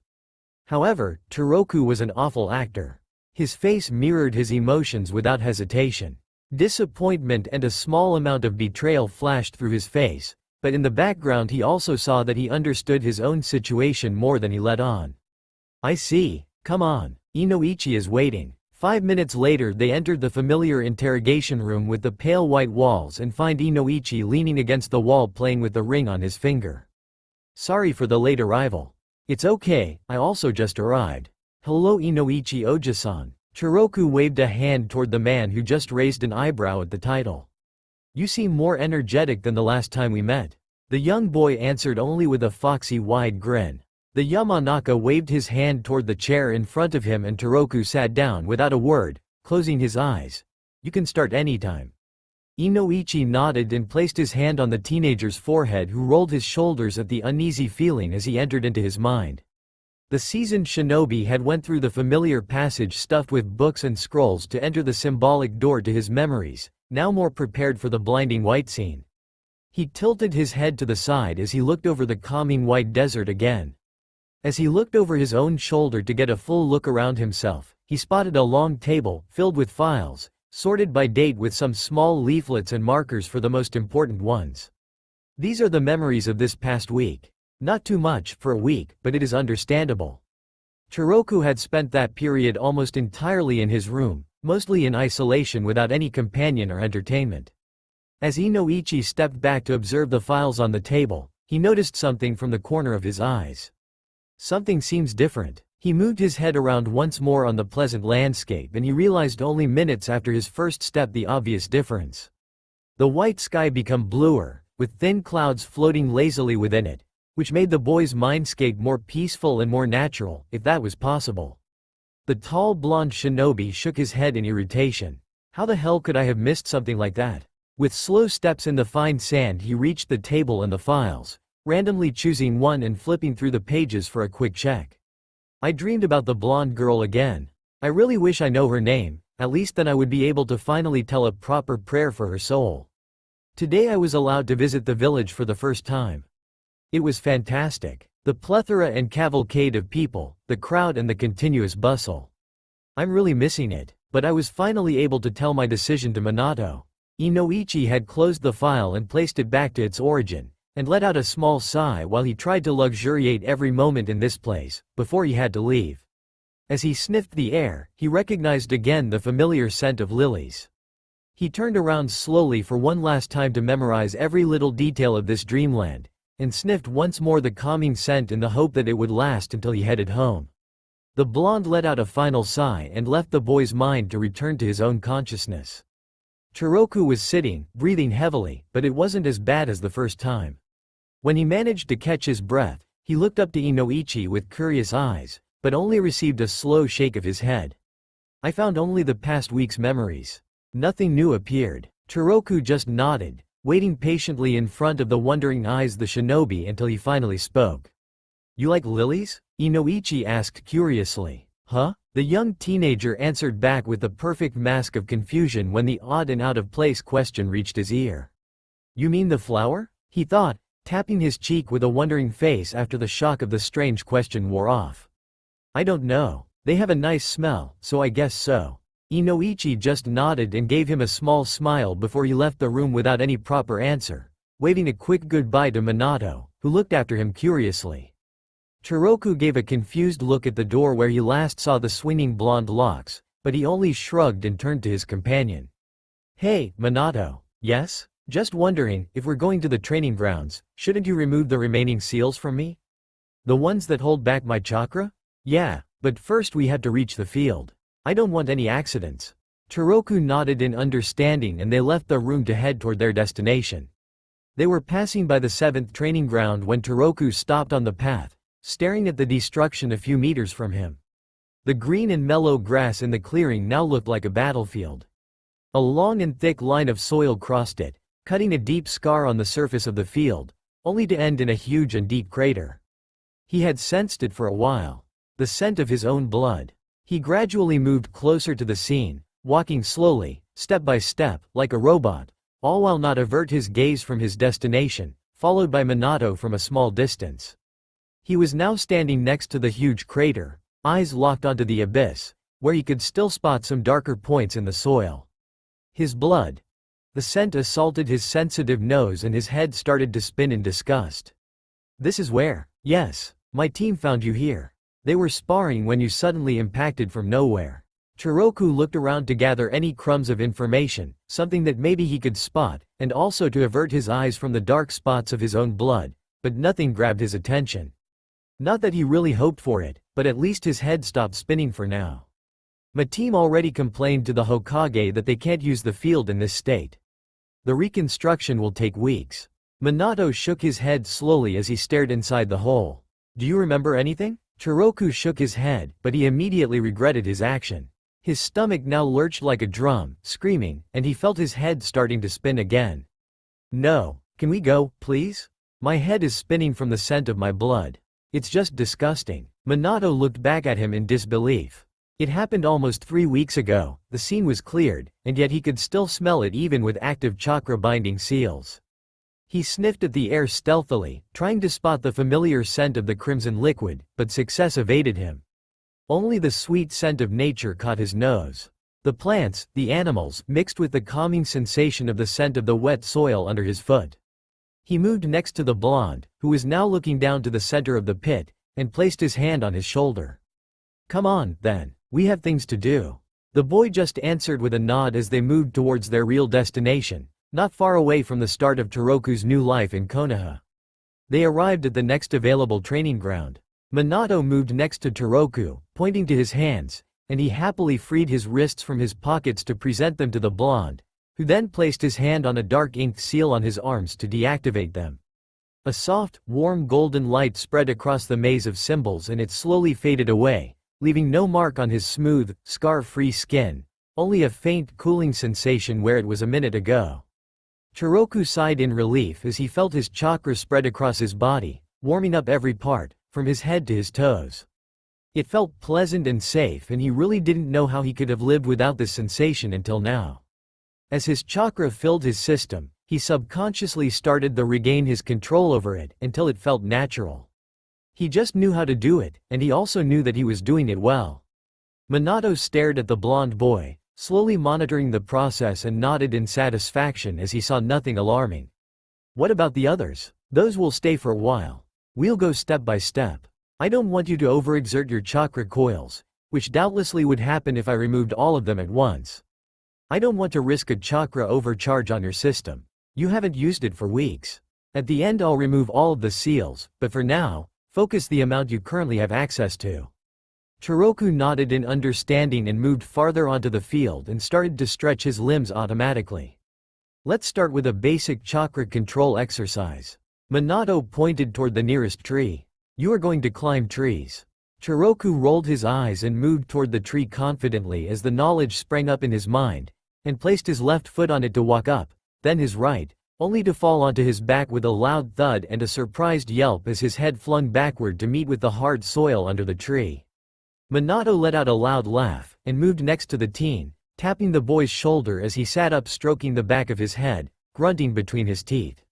You knew this was going to happen, don't you? Minato just chuckled. This is because of your stupid seals. They messed up my chakra control. He pointed a finger toward the older blonde with an angry stare. My seals are perfect, and to answer your question, yes, I expected something like this, Minato answered with a sullen voice and folded his arms in front of his chest. Stand up and do it again. He moved to the nearest tree, sat down, and leaned back to watch the still muttering teen. Chiroku moved backwards and faced the tree again. A warm, nostalgic feeling flowed through his heart and he smiled unconsciously. Give me a kunai. Why? To mark my progress. Chiroku had caught the flying weapon in midair, faced the tree, and charged without hesitation to run up it, parallel to the ground and then flipped back from its middle, after he marked the height. Not bad for a second try. Brat, Minato muttered, while Chiroku just frowned back to him, his eyes glaring daggers toward him. I heard that, sissy. Minato just shook his hand and put his arms behind his head to watch the progress. After 15 minutes Chiroku stood upside down on a branch before he jumped down, presenting a perfect black flip and landing fluently on the ground. Minato just pointed towards a small stream at the other side of the training ground and was rewarded with an angry muttering from the teenager. Slave driver, this is boring. Another 10 minutes later, Toroku headed back to Minato, who pointed to the ground beside him, hinting for the teenager to sit down. Minato was actually impressed. The kid shaped up his chakra control in record time. He thought he would only be able to succeed in the tree climbing in the first hour. I'll remove one more set of seals. Do the exercises again and then we can move on to the next step. What will be the next step? Climbing waterfalls? Catching runaway cats? Toroku nattered and looked away while Minato released 2 more seals on his ankles, sending another wave of warming sensation within the blonde, washing away his frustration immediately. No, sparring. The teen's head flung back toward Minato and he gave an animalistic grin in response. Now it's starting to get interesting. 20 minutes later the 2 blondes stood face to face in the middle of the training ground eyeing their respective opponent, waiting for the other's first move. Minato struck first. He jumped in front of the blonde, aiming a punch to his face, but Toroku naturally brushed his attack to the side and followed up with his other hand to return the favor. Minato crouched to the ground to evade the attack, and launched another one with his right hand toward the teenager's chest. Toroku stepped back to fling his leg toward Minato to avoid his hand. Minato didn't want to hit the blonde hard, he just wanted to see how the blonde would react to their practice fight. And he was doing quite well. His movements became much smoother, much more aware of his surroundings and his own movement after the first 10 minutes. When Minato thought he was ready for the next step, he gracefully jumped backward and smiled in satisfaction at the grinning teen. He tossed a kunai to the teenager who easily caught it in the air and grabbed another one for himself. Then they charged. For 15 minutes nothing could be heard on the training field, only the sharp clinks as metal met metal, the music of a shinobi fight with its sometimes unpredictable, sometimes mystical, and sometimes rhythmic beat. Minato jumped back again, put down his kunai, and gave an appreciative smile to the blonde, breaking the music and leaving the area in an uneasy silence. You know, this went better than I expected. Ready for the next level? Hell yeah, dat bayo. Toroku grinned like an idiot. He enjoyed this so much. This was his element. He felt like fish in the water. Out of that small room and fighting. When he fought, everything fell in place, like when you finally find the missing piece of a puzzle. At first it was strange. His limbs moved without him, only pure reflexes handled his attacks and his defense, like he was switched to autopilot.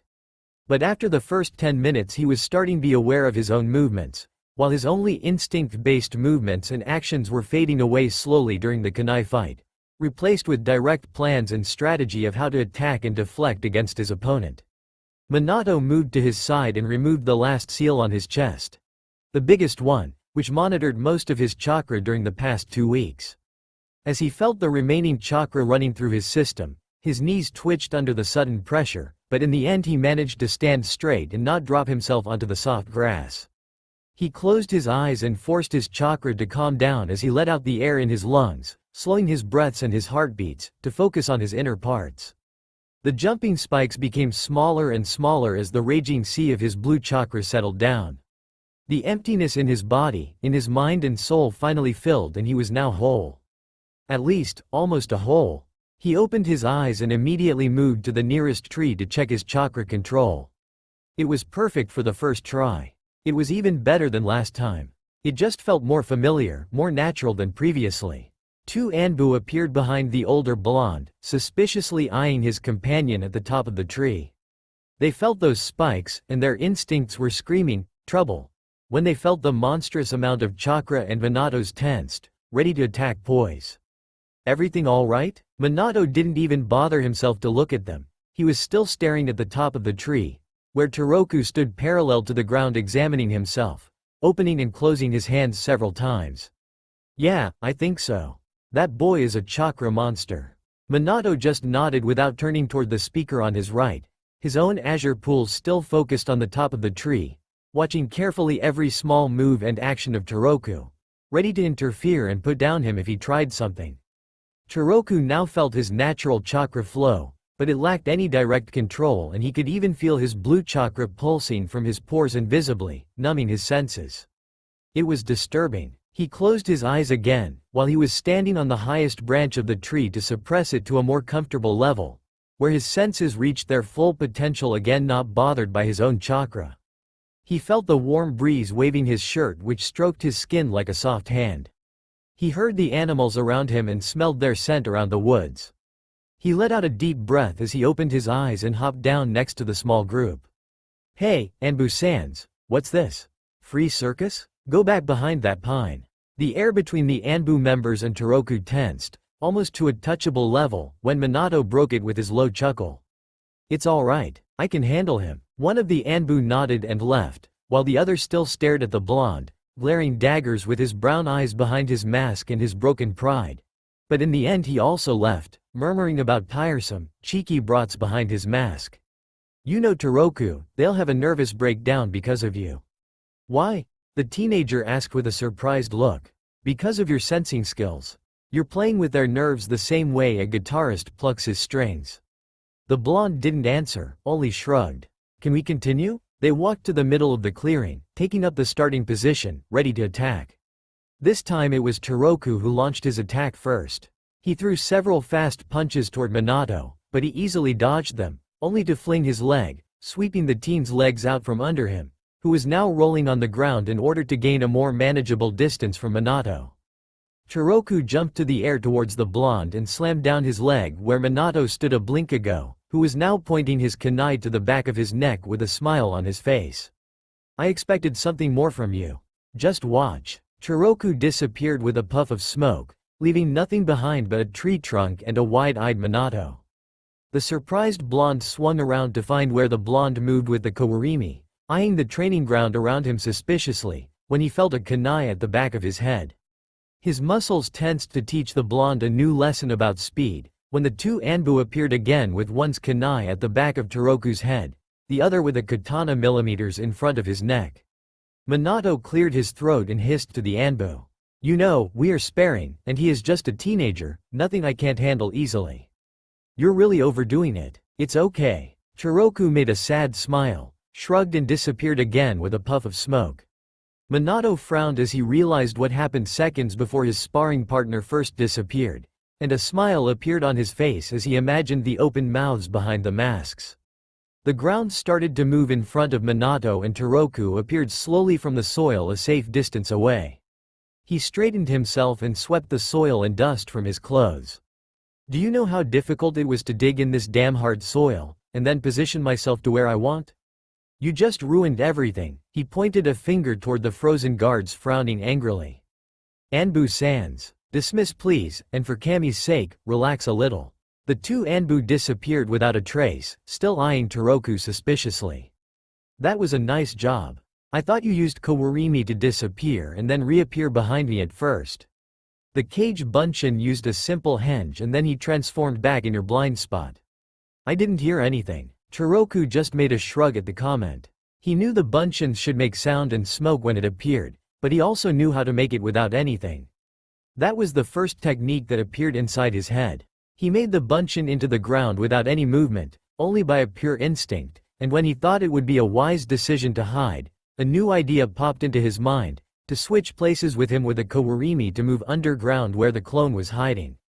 The same method went through the clone's head as the knowledge of henge popped up in his head underground. "When did you make the cage bunshin?" Toroku just grinned as he let out the cheeky answer, earning a high eyebrow from Minato. "Who knows?" Minato frowned at that statement, and also he was angry, because he failed to notice a henge centimeters from himself. An academy-level jutsu. He was aware that something was moving below himself, he could hear the digging under them and by this he was also aware of the boy's clone, but he suspected an Earth clone. The tactic was priceless, simple, still effective, and Toroku's use of the cage bunshin technique was crushing. It was perfect, without any hand signs, noise of any kind, and was channeled directly into the ground. But still, the use of a kinjutsu technique was a little worrying. "So it seems I don't have to hold back as much against you as I first thought." That was a neat move. Toroku just grinned again like an idiot, evidently satisfied with his performance. "Once more. Continue with ninjutsu to regain your knowledge." Toroku became serious and nodded when he heard Minato's simple orders. Minato disappeared, and reappeared at the back of the teenager and with an inhuman speed he sent him flying toward the trees with a mere flick of his leg. Chiroku rolled and jumped back to his feet instantly when he hit the ground, while his hands already formed seals as he rolled. He drew air in his lungs and blew it out to form small fireballs flying towards Minato. Kaden. Hosenka no Jutsu. Fire Style, Art of the Phoenix Flower. Minato easily dodged the first round, and jumped back carelessly to wait for the fireballs to slam into the ground and disappear where he was a moment before, noting the boy's elemental affinity to himself. Fire was very common in this country. So it seems he is from somewhere nearby, not outside the borders.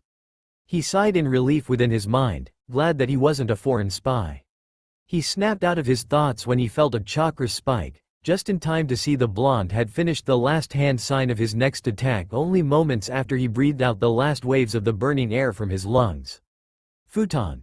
Kuuki Hanma. Wind Release, Air Hammer. Minato's eyes widened as the small fireballs began to grow to their multiple sizes, then started to whirl and glow like a tornado made of pure fire, flying towards him with increased speed. Minato disappeared from the upcoming impact and reappeared at a nearby tree, watching the deconstruction that the attack caused to the middle of the field. The fire ate large pieces of the field thanks to the wind technique, creating an oven with never-calming hell.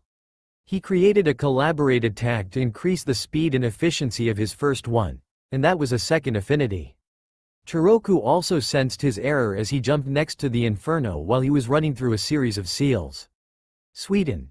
Daibakufu no Jutsu. Water Release, Great Waterfall Technique. A large wave of water spread across the clearing to extinguish the increasing amount of orange and red flames. When the attack died, most of the clearing was black and gray, smoke still twisting lazily in the warm breeze from the ashes of the once green field. Minato tilted his head to examine the damage but only shrugged. After all, this is what these grounds were for. It may take a month for the grass to grow back, but nothing serious. However, that is a third element, if I don't count the digging, but I'm not sure that was an element use. He looked back at the boy with a curious face. Most of the Jonins can handle only 2 elements, the seasoned ones rarely 3. And this boy was only how old? Maybe 18? He shook his head and jumped down to Chiroku. You've overdone it a little. This is the second training ground you've reduced to cinders in 2 weeks. Stated Minato cheekily. Chiroku straightened and scratched the back of his neck. Sorry, it was mostly a reflex. And, I didn't do the first willingly. Just how difficult was it for you to use those attacks? Chiroku shrugged. Not too much. Can you do a lightning or earth release? I don't know. They just popped up in my head and then I used them. It was a reflex, nothing intentional. Minato nodded and reached into his pocket to reveal a small piece of paper. Here, channel some chakra to it. You are interested about my main elemental affinity? Exactly, Minato stated cheerfully. Why? Chiroku eyed him suspiciously from head to toe. No reason, I'm just curious. Could you just once give me a direct answer? Minato just smiled calmly, but didn't answer. The teenager let out a sigh and grabbed the small paper to channel his chakra into it and turned away from Minato, mumbling about secretive sissies while the blonde moved in front of him to see the process. The paper was sliced into 2 equal parts, and Minato's thoughts wandered to wind country. He really hoped it would burn in the end. So any further explanation why I must do that? Chiroku asked. Minato just shrugged. His face wasn't mirroring the disappointment he felt. He wandered back to a tree, still thinking, absolutely lost in his thoughts for minutes. When he finally spoke, Chiroku was disappointed. He thought he could stay a little more to polish his skills. We are heading back. That's enough for today. Rest and sleep. Tomorrow's assessment will be a thorough one. Chiroku nodded and they headed back to the village, each of them buried within his own thoughts. Minato entered to the Hokage's office to make his report about the assessment, and maybe complain about the Anbu after he escorted Chiroku back to the INT department. He hadn't decided yet to mention their previous action. I also have to report the damage to the training ground. He let out a sigh as he sat down in the familiar chair in front of the desk. Hokage-sama, Minato-kun, any news? I would like to inform you about the details for tomorrow's assessment. I arranged everything. It will be held at 2 o'clock in the afternoon on the 11th training ground. Sarutobi nodded at the information. I removed all of the chakra binding seals today to prepare him for tomorrow's assessment.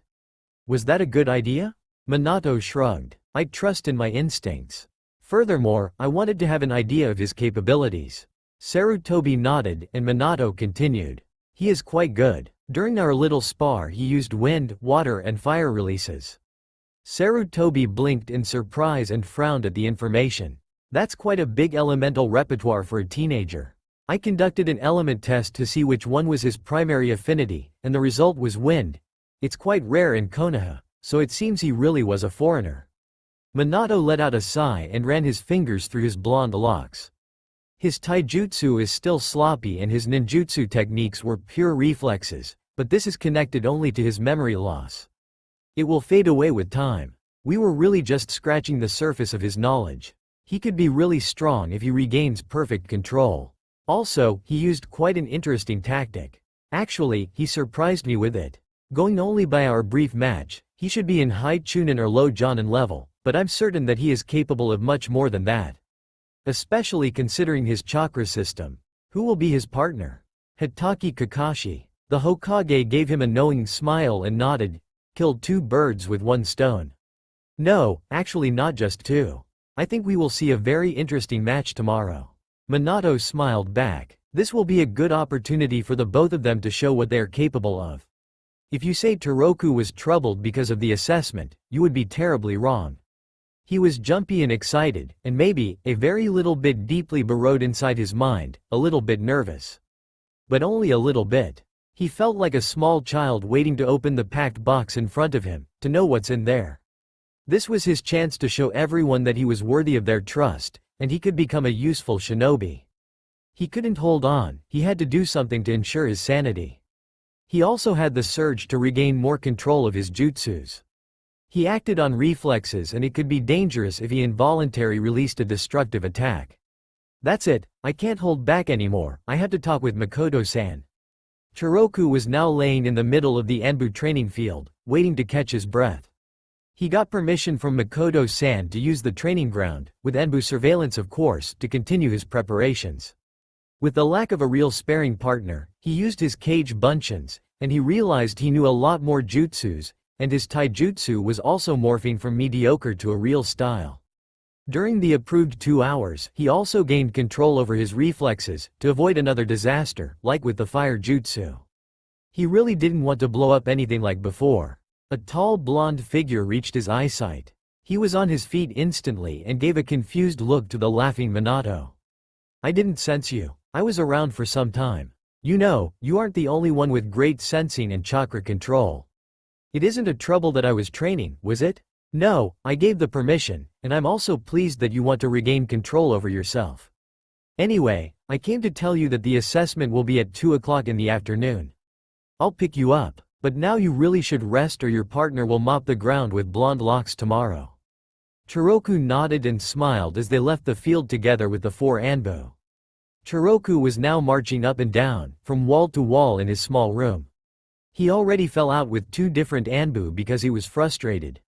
Yesterday's calm mood was now nowhere to be seen. Only 5 more minutes until 2 o'clock, and that damn Namikaze still isn't here. He was at the point of kicking the door open and marching onto the training grounds alone. It wouldn't be so hard to find the Hokage. I'm sure he's surrounded by his Anbu, and these guys just suck. He let out a breath of frustration as he sensed a chakra signature appear behind him, and a hand fall to his shoulder, smelling the familiar scent of the blonde. He breathed in a large amount of air to start yelling, but before he could, Minato smiled and grabbed his shoulder harder. Come on, or we'll be late. Then he felt it. It was like someone grabbed his stomach, then twisted and squeezed it into different angles. It lasted only a second before it was gone, but that second felt like an eternity when he appeared in a commodious green clearing. His knees buckled and he fell to the ground, but he managed to lean on his hands and now he was panting heavily on all fours.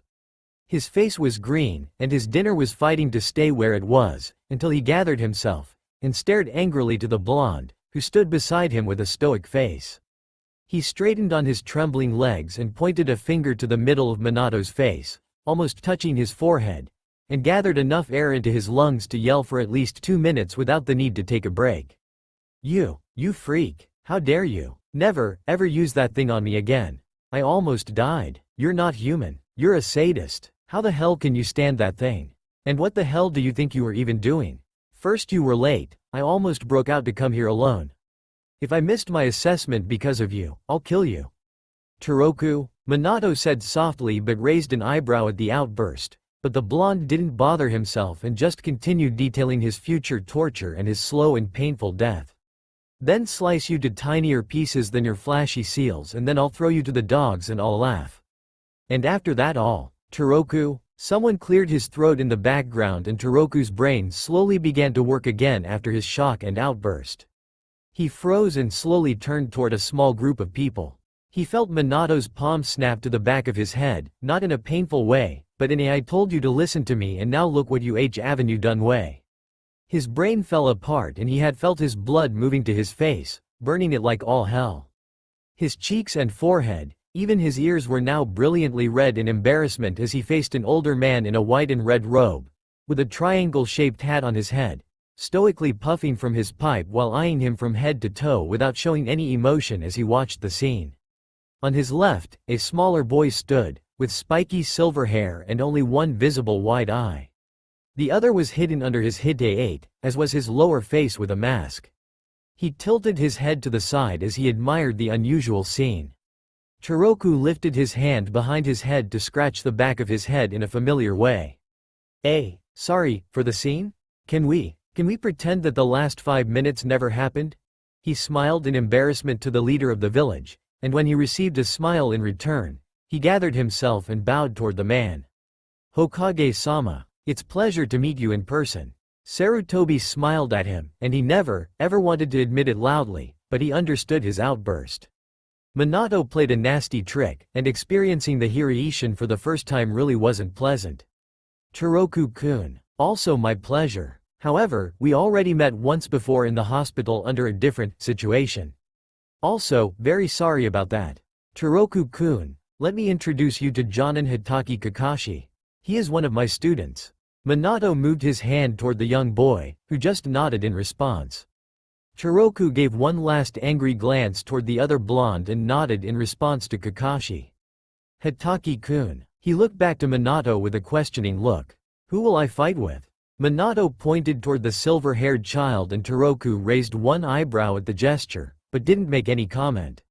They were now eyeing each other suspiciously until Minato broke the silence. Now, if the introductions are done, we can start the assessment. The rules are the following. This is just a spar, no use of deadly force. Limit your fight to the clearing and hold back on the use of any destructive jutsu. During the last part he was meaningfully eyeing Toroku. The two boys nodded and moved to the center of the clearing to start the fight after the approval, while their two audience members moved to the side of the training ground. Begin, Minato shouted. The two boys instantly charged at each other, starting with mere taijutsu to survey each other's strength and speed and to warm up.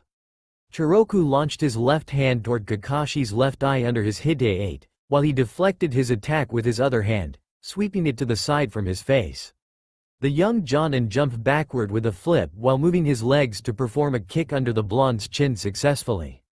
The blonde's head snapped backward, and he immediately jumped to the same direction to gain some space.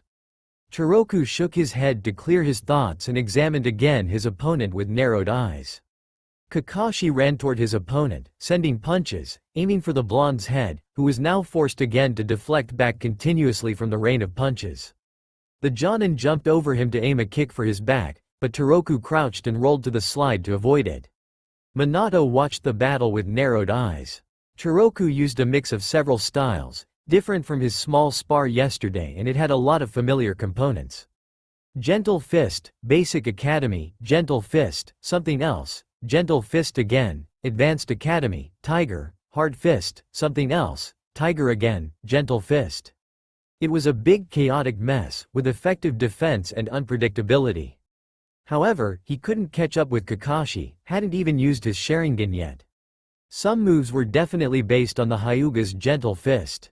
Not the same, but very similar. How on earth did he manage to learn that? They guard their tradition like a pack of wild dogs. No way they would teach it to an outsider, doesn't matter if he's from Konoha, or from another country. I even doubt they would teach it to Sarutobi. Minato glanced toward his leader, who also narrowed his eyes in recognition. Chiroku rolled further from the young shinobi and he took up once more the starting position as Kakashi had done the same 5 meters from the blonde. Chiroku was now waiting for his attack, which wasn't long. A second later, Kakashi jumped into the air and sent 3 kunai flying toward him. He jumped to the side to avoid the attack, and grabbed one of them to deflect the second wave of flying shuriken with his newly gained weapon. "Hey, I don't have any weapons." Chiroku yelped to Minato, who just shrugged and chuckled. If looks could kill, Minato would be dead in at least 50 various and painful ways. The teen's head snapped back to the fight just in time to deflect another wave of kunai flying toward him.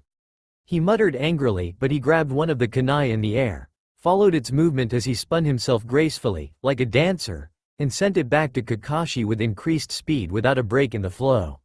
He jumped back and without any hand sign, he stated calmly the name of the next technique. Kage Bunshin no Jutsu, Shadow Clone Jutsu.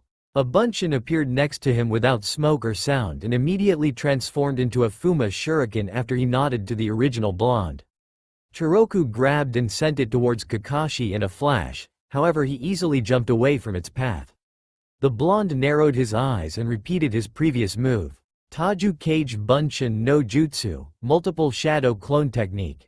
This time around 50 clones appeared and jumped toward the original to transform into several weapons, sticking into the soil, ready to be grabbed. The ground around the blonde was now filled with shurikens, kunai, katanas, chains and everything that was able to cause damage in various forms from senbons to even a war axe. Chiroku grabbed them one by one and threw them towards the young shinobi without hesitation, only to be deflected easily by Kakashi.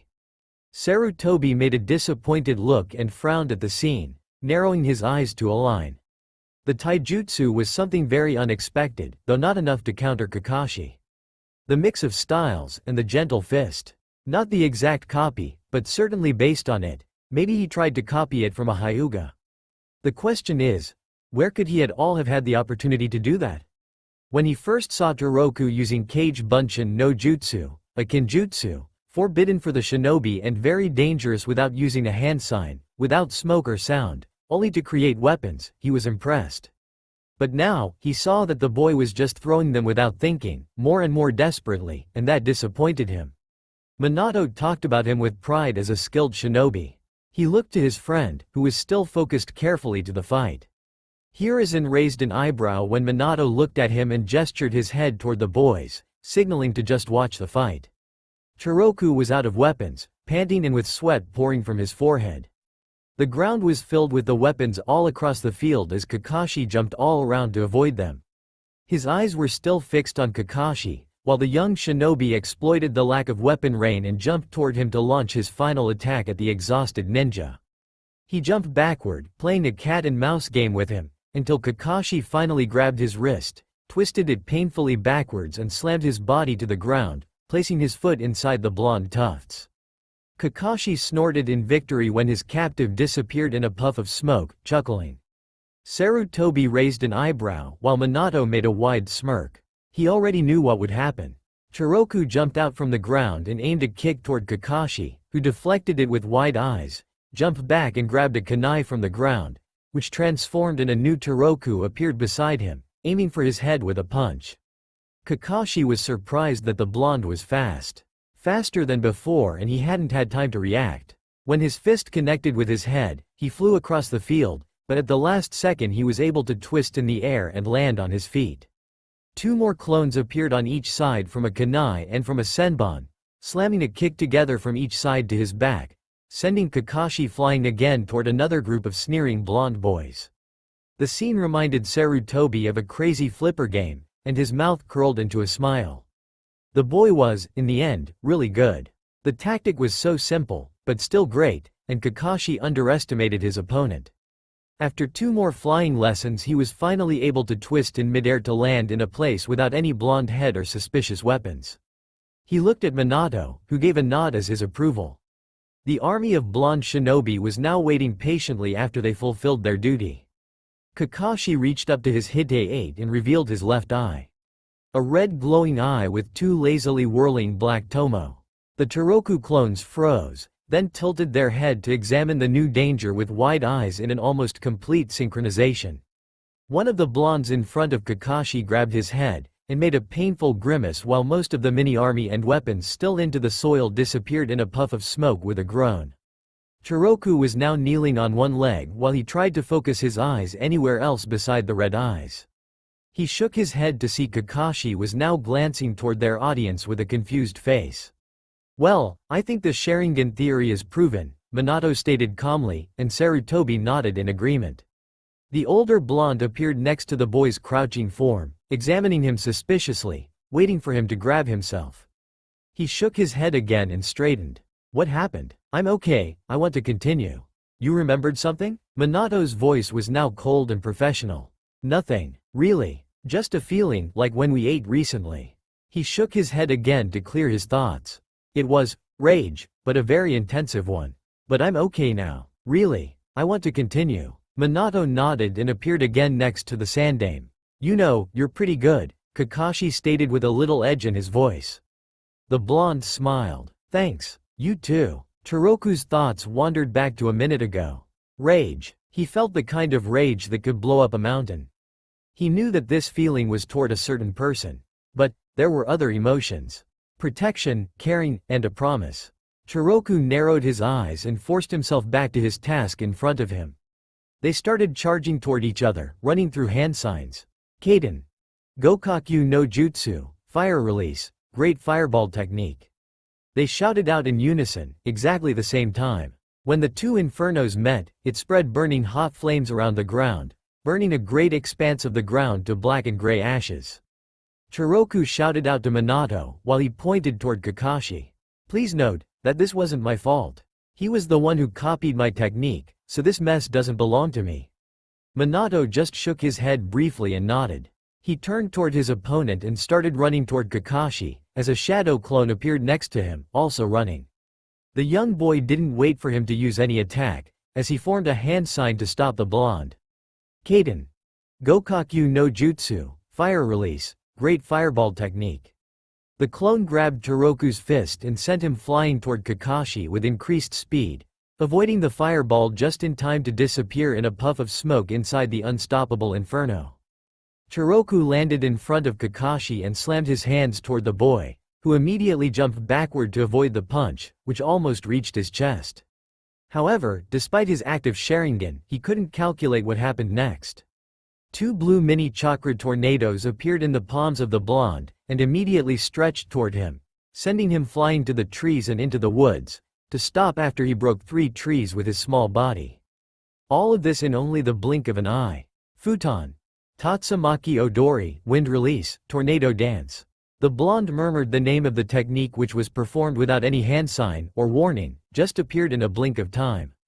Chiroku waited for the young Jonin to appear stoically, but suddenly he swung around and smashed his fist into the ground to pull out a blinking Kakashi by his wrist and pointed a kunai toward his throat, expanded with sharp wind chakra. "I guess this fight is mine. We will see." Kakashi in his hands exploded into millions of electronic sparks, sending lightning toward his limbs, but before the lightning clone could finish his task, he vanished in a puff of smoke again. 2 forms exploded from the ground, sending dust and debris all over the field. Kakashi already started making hand signs. "I have to finish this quick or he will be troublesome." The blonde pushed his hands toward him, but nothing happened. Kakashi froze in his movement, preparing the same attack as before, his muscles tensed ready to avoid the attack. He won't fail twice by the same mistake, he will be prepared. At least he thought, but he was pushed back with an enormous wind blast that appeared from nowhere and without any sign. He fell to the ground, but before he could react and jump to his feet, another enormous wind blast reached him from the sky, nailing him onto the ground continuously, while Chiroku stepped toward him stoically. Kakashi still struggled, but the wind was too strong. He couldn't even leave his eyes open as the enormous air pressure pinned him to the ground. Futon. Kuuki Hanma, wind release, airhammer, stated the blonde calmly, glancing down at his still struggling captive. "You won't be able to escape from this, so I suggest you forfeit." However, Kakashi ignored him, and he gave up only after 2 minutes of massive struggling against the wind pressure. Chiroku released the jutsu and stepped next to Kakashi, giving a helping hand to him to get up. Minato also appeared with the Hokage, smiling at the two boys with awe. You made quite a nice show, boys. Yeah, and gained quite a big audience also. Toroku grunted, pointing towards the trees and toward a big cliff, where Inoichi and Makoto sat. Minato chuckled, while he sensed the disappearance of 10 chakra signals from the woods and one more approaching from Inoichi's direction. Anbu. They were really curious as to what the boy was capable of besides playing with their pride.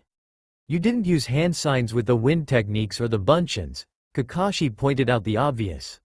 Well, no, I don't want any of my wind techniques to be copied by you. After you did that with my fireball, I thought it would be safer for me like this. Kakashi narrowed his eyes, and suddenly one more Toroku appeared next to them. Okay guys, good job. The one who helped up Kakashi saluted toward them with 2 fingers, grinning, then disappeared with a puff of smoke, and more could be heard all over the battlefield as the last of the weapons and still lurking clones disappeared. I was beaten by a clone. If Kakashi wasn't as composed as he was, he would have liked to grab his silver hair and tear it out. A mere clone, that's a shame. You are lazy, Minato stated with a calm tone, but a small hint of awe was also in his voice. I just wanted to say, hi, to Inoichi-san and Makoto-san. Mostly I was fighting. Toroku just shrugged and waved toward the 2-man group on the cliff. How many of those did you make, exactly? Asked Minato curiously. Enough to have fun for at least 1 more hour. Toroku grinned when he saw Kakashi's widening eyes. Sarutobi puffed from his pipe and turned to them. I have to admit, that was a really interesting fight. Minato, we will meet in my office at 6 o'clock. I would like to have a word with the young man. Minato nodded and waved a hand when he disappeared with a yellow flash of his blonde locks. Toroku shivered from the sight as the memory flowed into his mind, almost feeling again when it was used on him, earning a small smile from the Hokage.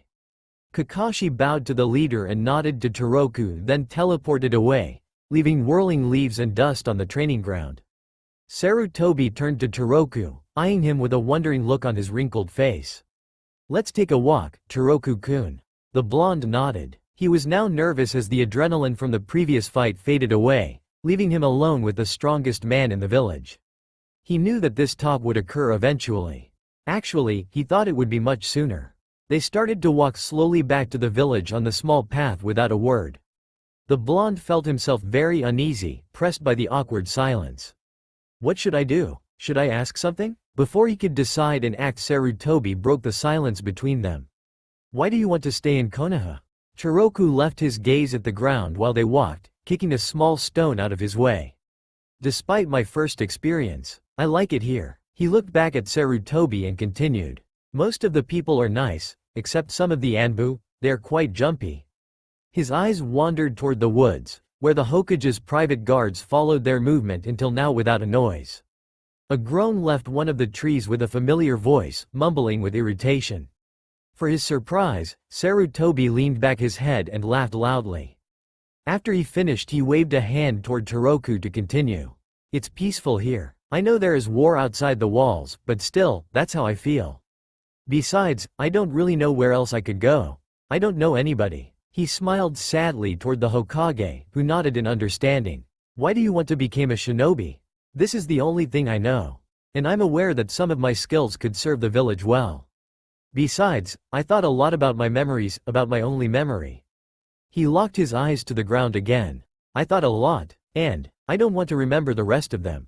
I don't want to feel that sorrow again, just like when I regained my first and only memory.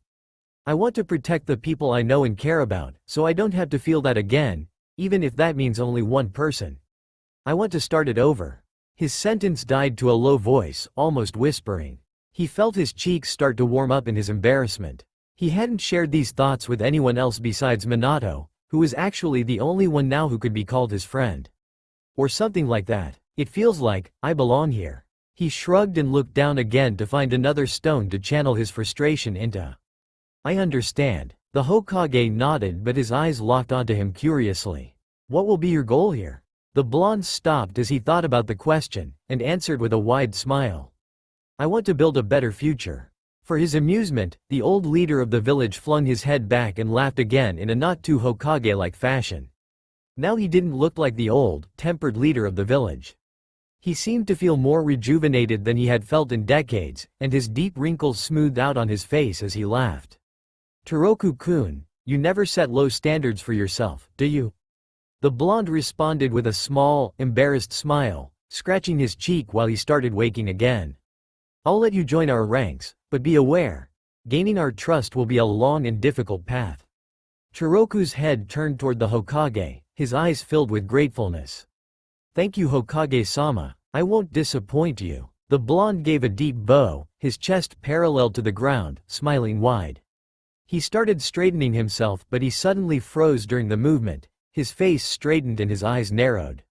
He caught a small movement from the edge of his eyesight. Sarutobi tensed, as he also sensed an almost unsensible killing intent reaching them. It was so small, almost unnoticeable, but it was there. The blonde jumped toward a tree where the nearest Anbu hid not even a meter from them, and to Sarutobi's surprise he wrenched as much kunai as he could with one hand from the Anbu's pouch and immediately sent them flying behind Sarutobi. All of that only in a blink of an eye. In another blink of an eye Toroku was now laying on the ground on his stomach, 3 Anbu above him, his arms painfully twisted behind his back, one leg on his head, and one knee on his back, pinning him painfully to the ground while his head was pulled backward by his hair, with katana in front of his neck a millimeter from his throat. He grunted in pain, eyeing behind the Hokage. Sarutobi was now standing in a calm but still tensed fighting pose, with a black staff in his hand, pinning a shapeless, panting something to one of the trees meters from him with the weapon, surrounded by the rest of the Anbu team pointing various weapons to the still invisible intruder. As the veil faded away slowly with a waving movement, like seeing something under the water, a shape of a shinobi appeared in front of them.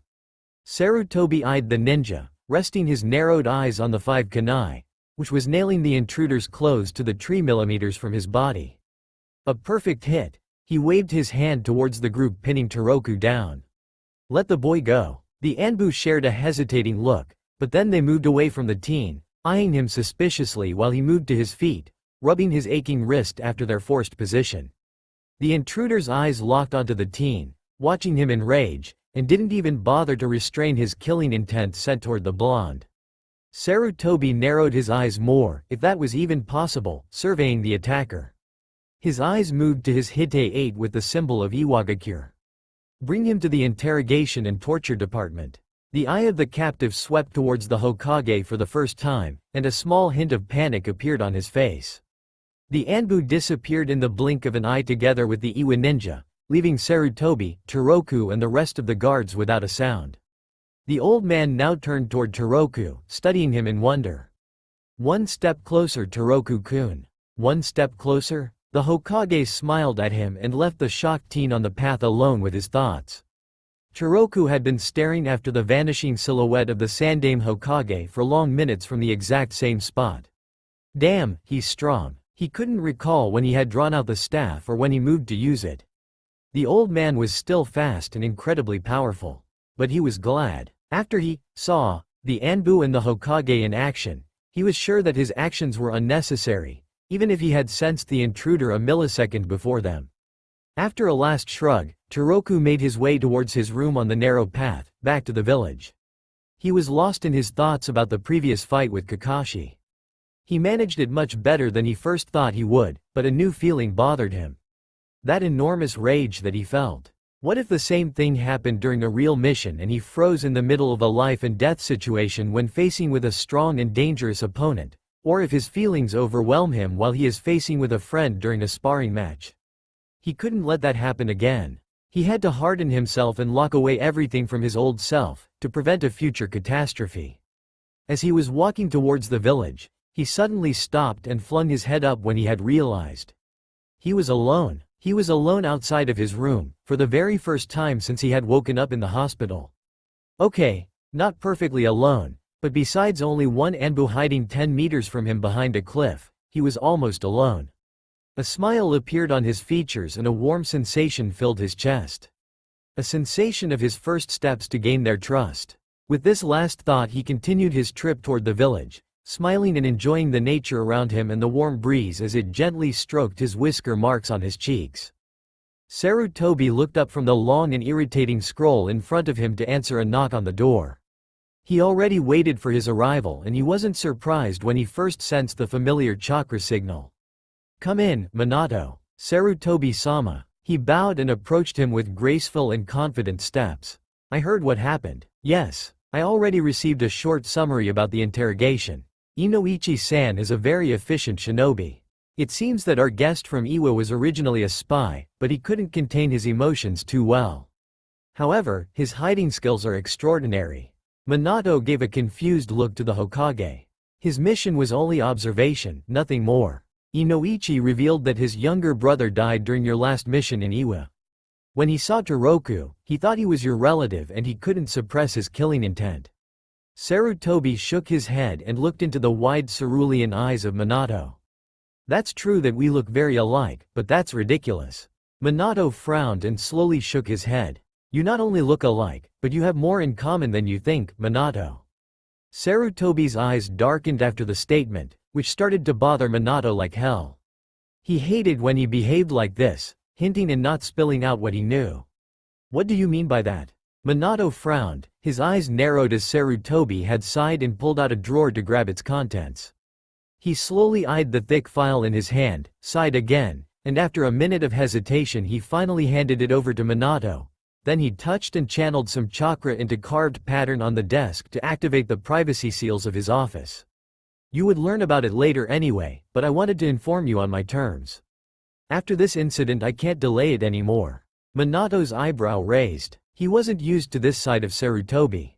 He was in the position of his trust, but now he was hiding something very important. He looked at the file in his hand, hesitating for a moment before opening it. It was Toroku's personal file with every bit of information they were able to gather after his arrival. A small picture of the smiling teen was at the top right corner of first page above the report. He had eyed the picture for a moment, before his eyes moved down and started carefully reading its content.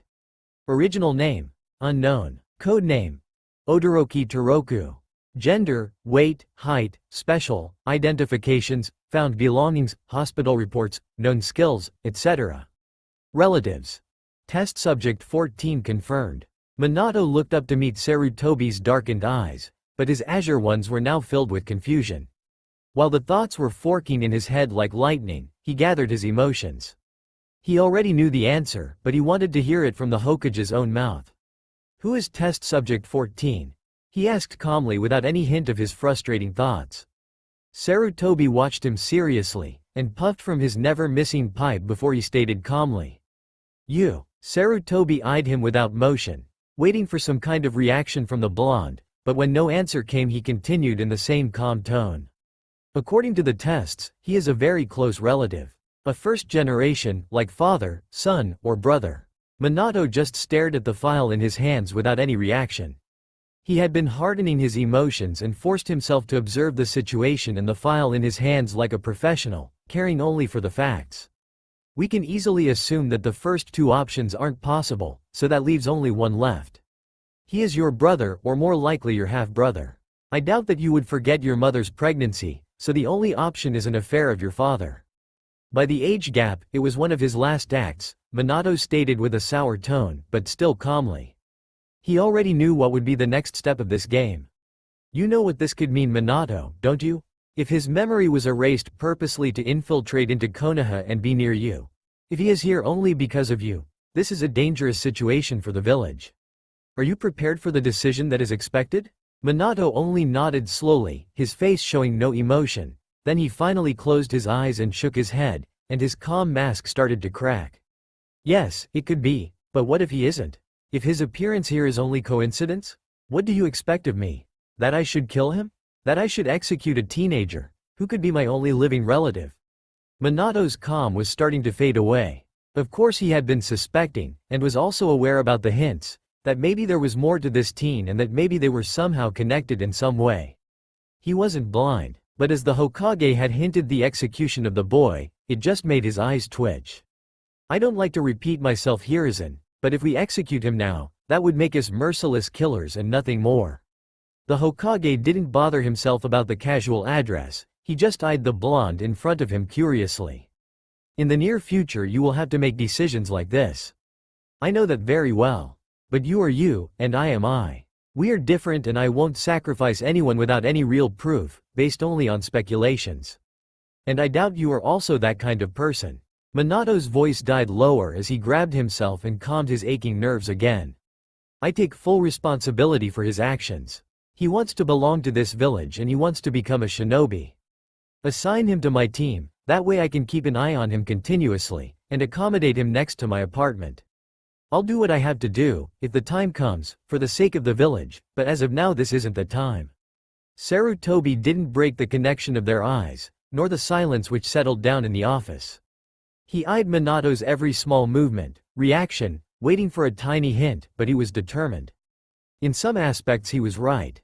The boy at the moment wasn't a threat, and he was also determined to serve the village. Chiroku was an impetuous boy who couldn't hide his emotions.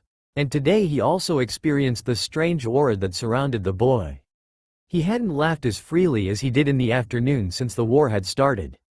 During that time, he felt like he moved back in time decades, where he was without the weight of the problems, the war, the continuous worrying for his people. Sarutobi closed his eyes, puffing continuously from his pipe, filling the room with the smell and smoke of the lazily smoldering fine tobacco, while his thoughts gathered around the choices. Finally, he opened his eyes to meet a calm, blue ocean in front of him, then he just simply nodded in consent. He sensed Minato's fully tensed muscles relax, and his expression warmed as he gave a bow. Thank you Hokage-sama. Do you want to inform Toroku about your relation? Minato nodded without hesitation and looked back at the door. He felt the boy's chakra signature behind the doors for some time past. Sarutobi touched another small seal on the surface of his desk without a word to signal to his secretary. When the doors opened, the blonde teenager stepped in, escorted by an Anbu. The Hokage nodded to the guard, who bowed and left the room without a word. Chiroku also bowed and moved nervously toward the desk where the two men were watching him calmly and, knowingly, hesitant of what to say next. Then Minato sent a small, warm smile at him and pointed to the chair next to him to sit down, and he was more than thankful to accept the offer to escape from this awkward situation. Chiroku-kun, we are here to discuss some very important matters about your future in Konoha. The Hokage said this with a moderate tone, and Toroku tensed in the chair. You will be accommodated next to Minato-kun's apartment in the future. You can move there tomorrow morning. The blonde relaxed a little and nodded, waiting patiently for the old man to finish his words. Also, you will be assigned to Minato-kun's team. The Hokage moved to his right and pulled out a drawer, placing a Hite-8 in front of him on the desk, still eyeing the teen. Sarutobi pointed toward the Hite-8 and Toroku reached after it, like a child for a piece of candy. His azure irises sparked in awe as he stared at the headband, studying every small part and every detail of it before he tied it on his forehead. He couldn't stand it, a small smile left his mouth and the heavy air in the office disappeared. Welcome to our lines, Chunin Odoroki Toroku. The blonde grinned again like an idiot. His mouth was spread from ear to ear, but suddenly confusion ran across his face. Chunin? I beat the crap out of the shrimp and he's a jonin. Why should I be his inferior? Minato let out a loud laugh at his statement, still chuckling afterward while everyone else waited for him to control himself. He had cleared his throat and looked back at his newly found relative with a calm face. That is because we don't know anything about your previous experience. Your power and skills may be on jonin level, but this isn't all about power. With time you can gain that rank. Now it was time for Sarutobi to chuckle at the blonde, who was now sitting in the chair with folded arms around his chest, his legs crossed, and frowning at Minato, sending angry looks toward him. He was sulking, just like a kid. It was very unpleasant that merely 10 minutes ago they were talking about the execution of the very same boy in front of them. Be patient Toroku-kun. Furthermore, there is one more thing that we must discuss before you start active duty with the rest of your team. Toroku straightened in the chair and now he was looking curiously at the Hokage, who waved for Minato to continue. We found a relative of yours here in Konoha. Toroku's eyes widened, his head switching from man to man, to settle down again on Minato. How? Who? These were the only two words he could process from himself in his surprise. We conducted a blood test, and one was positive. Who is it then? When can we meet? Minato now scratched the back of his head nervously, not sure how to continue. Well, you already know him. It looks like you are half-brothers, based on the test results. I have a brother? And I know him? Chiroku's eyes widened to an unnatural size, his thoughts running in his head at an insane speed. Brother, so we must be alike. There's only two blonde who I know, but Inoichi is. He looked back at Minato with a confused, but knowing look. No way. Well, trust me, this is as unexpected for me as for you.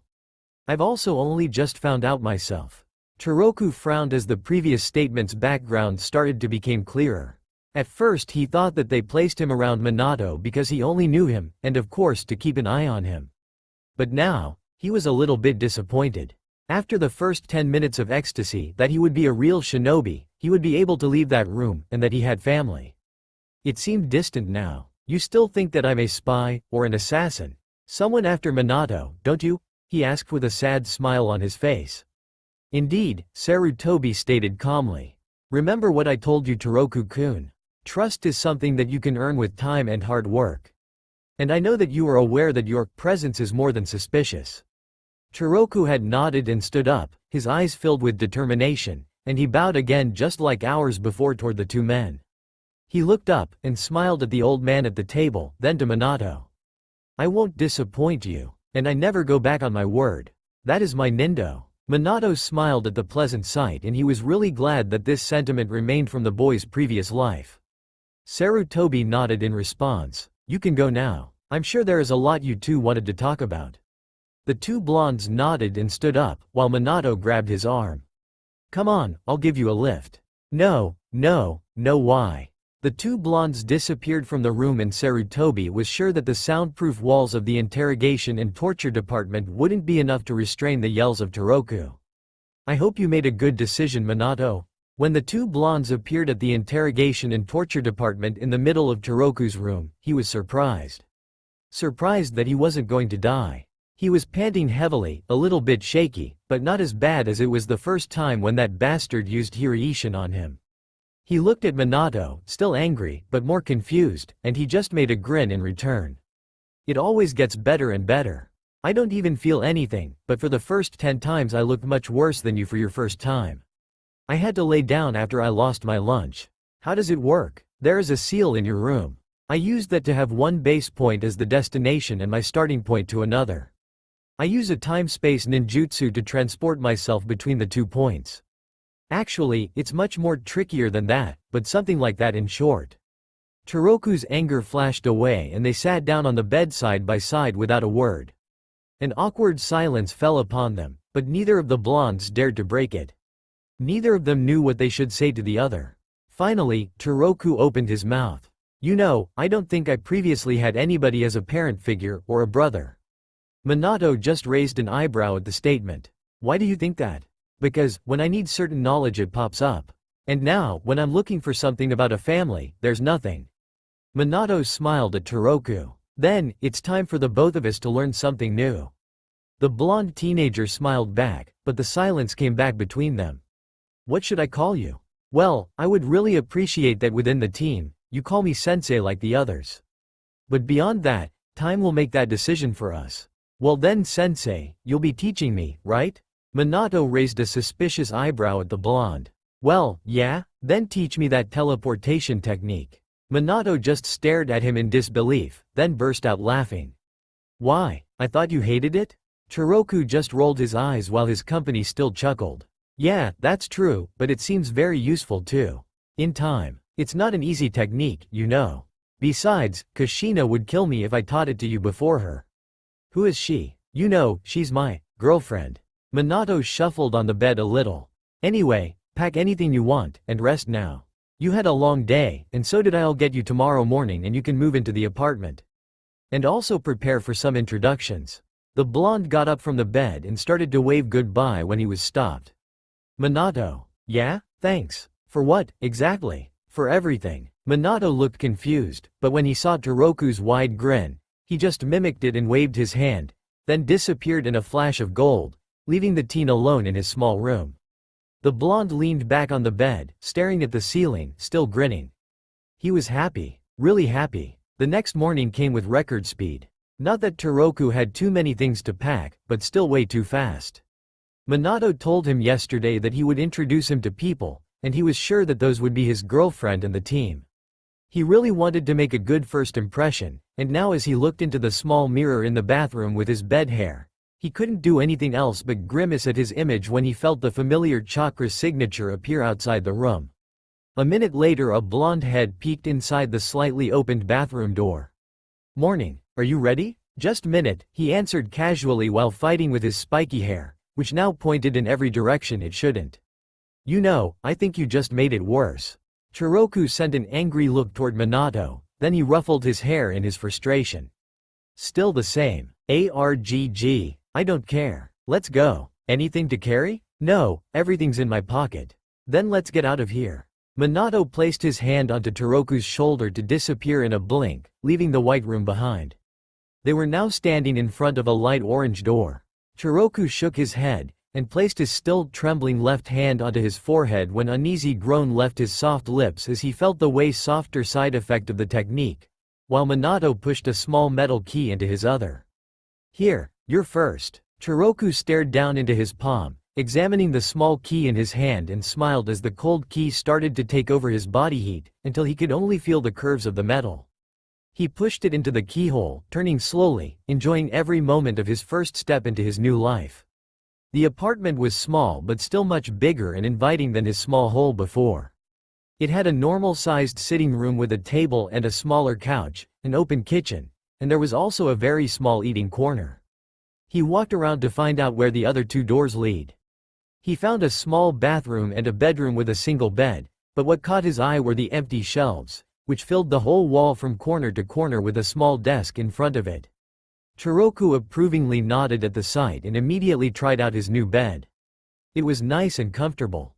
He looked toward the small window, which let the sunbeams into his room, revealing millions of slowly dancing dust motes. Minato leaned against the doorframe, watching as the teenager relaxed on his new bed. "I spoke with Sarutobi-sama this morning. They furnished the apartment with some stuff, but he also sent this." Minato gave a small envelope to the lying Chiroku, who was now watching him curiously. "What's this?" "This is an allowance, to cover your first month's costs until you can earn enough from the missions. We will need to buy some stuff. Like equipment, clothes, and food. I thought after this we could start with a small introduction, then get that stuff before you meet the rest of the team." Chiroku nodded as he stood up to face with Minato, when he felt the familiar touch on his shoulder and they appeared in a different room. Chiroku shook his head and touched his forehead to calm down his slowly spinning brain. "I thought that you lived next door?" he muttered while he was still rubbing his temporal. "Indeed, yes." Chiroku's eyes widened. "You can't be serious, using that move a distance less than 10 meters to the side, can you?" Minato just shrugged while he was walking toward the kitchen and grabbed a glass. "Juice?" Chiroku just watched him in disbelief. "You're a lazy bastard. I'm sure that the whole town is filled with your shit. I'm sure even every room of this apartment is filled with it, actually. I like this guy." Chiroku spun around to meet a wildly grinning woman, with long, ruby red hair, leaning against a door frame with her hands folded around her waist. He was too busy scolding Minato to sense her presence. "It's nice to meet you, Chiroku-kun. I heard a lot about you. And yes, he is a lazy bastard who can't even walk to the toilet at night. He'd rather use his Hirishin." Minato only rolled his eyes in annoyance from the kitchen, moving a hand toward the woman. "Chiroku-kun, let me introduce Uzumaki Kushina." The teen stared at her in disbelief, his eyes wide, and he felt his mouth fall open. He spirited away from the small room, from Konoha, from the fire country, away from everything, inside his mind, where a foggy picture flew tenderly inside his thoughts. Someone smiling at him, but he couldn't see her well, only the soft silhouette. A voice of a woman, full of love and care, distant, but still soft and heartwarming, echoed in his mind. "I love you. Everything all right?" Chiroku shook his head to clear his thoughts and smiled at the ruby-haired beauty in front of him. "Yes, thank you. It's nice to meet you too. I'm Odoroki Chiroku." He bowed politely, then tilted his head, still examining the girl in front of him, rambling away again. "What? Is there something on my face?" "Ah, no, no. I was just admiring your hair." Kushina immediately tensed at the statement, narrowing her eyes. "What about my hair? It's just beautiful." The hard expression immediately melted away from Kushina's face, replaced with a familiar soft, warm smile as she moved toward the boy to place a soft kiss on his forehead. "I really like you. If Toroku ever felt himself embarrassed, he was wrong. His whole face, even his ears were now burning like an inferno, melting away his tanned skin, which glowing now within bright crimson color. She turned toward Minato, who was leaning against the dining table, his eyes narrowed at the previous scene. Hey Toroku-kun, as the introductions are now over, let's get going. We have a lot of things to do. Where are you going? Shopping. And no way you can come. I want to finish it fast and I think so does he. Kushina didn't answer, just stuck out her tongue and walked away to hop down on the couch. But she still sent a warm smile toward the still brilliant red young teenager. Minato shrugged then turned to Toroku. Can we go? Yes, but we'll be walking. Minato waved a hand toward Kushina, who just ignored him, but she waved back to Toroku with a wide smile.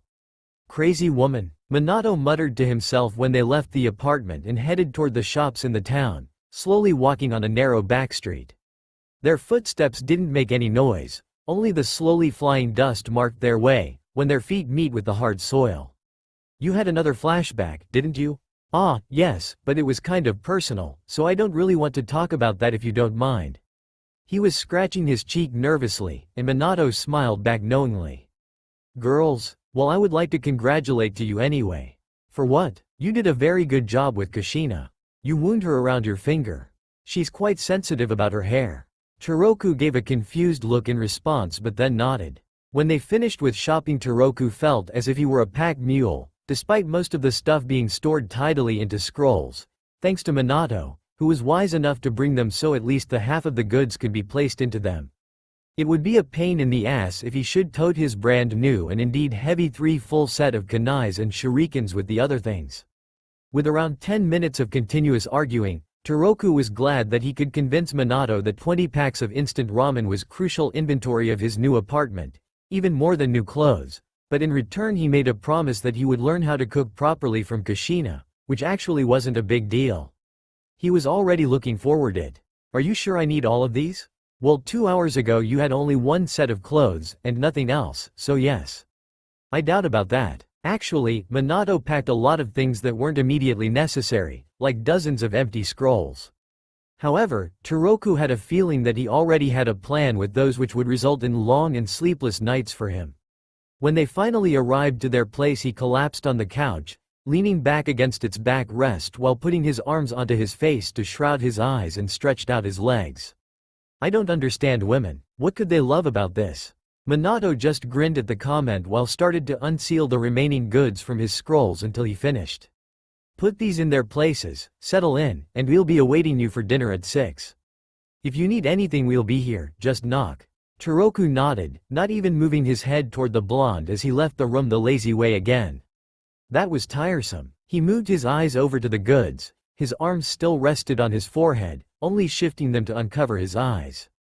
He let out an irritated sigh knowing he would be occupied with the packing almost the whole afternoon. If I don't start it now, I'll never do it. But first, a bit of entertainment. He shut his eyes to survey his surroundings with a light chakra flow. I got you. He chirped inside his head cheekily and moved to the window and waved toward a cherry tree with a grin, where he knew his shadow was hiding and watching him. I can't help it, I just love poking fun at them. He moved from the window and let out a small sigh. At least there isn't any windows in the bathroom. He finally turned to the big pile with an irritated groan to face with his new obstacle. At exactly 6 o'clock, Toroku had been standing in front of a door only 5 meters from his own, pale orange one. He wasn't as worried as before. The meeting with Kushina calmed down his nerves, but he could feel that they tensed again.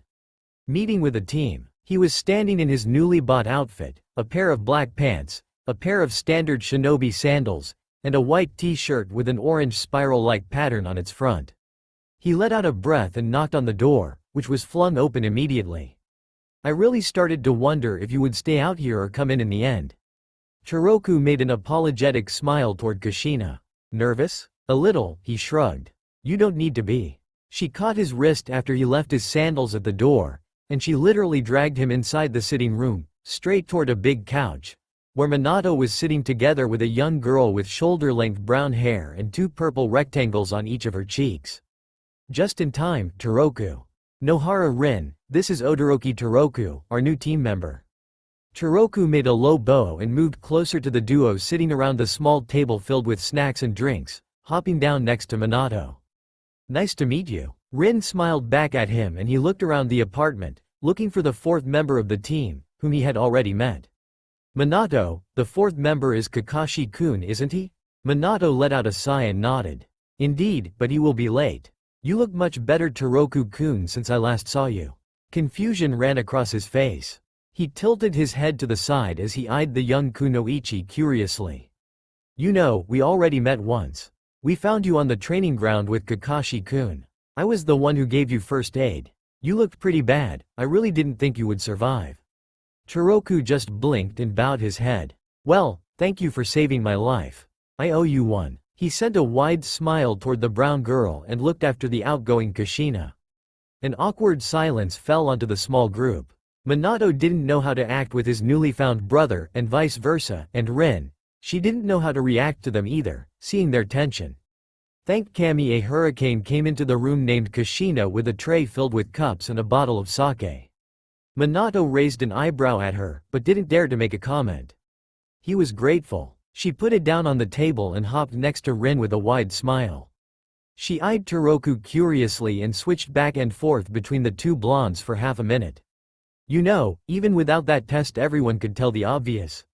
Rin's head flung up and raised an eyebrow at the statement. What do you mean by that, Kushina-san? She blinked toward Minato, who let out an irritated sigh. You didn't tell them? No, what do you think tonight's gathering was for? I won't run from house to house just for that.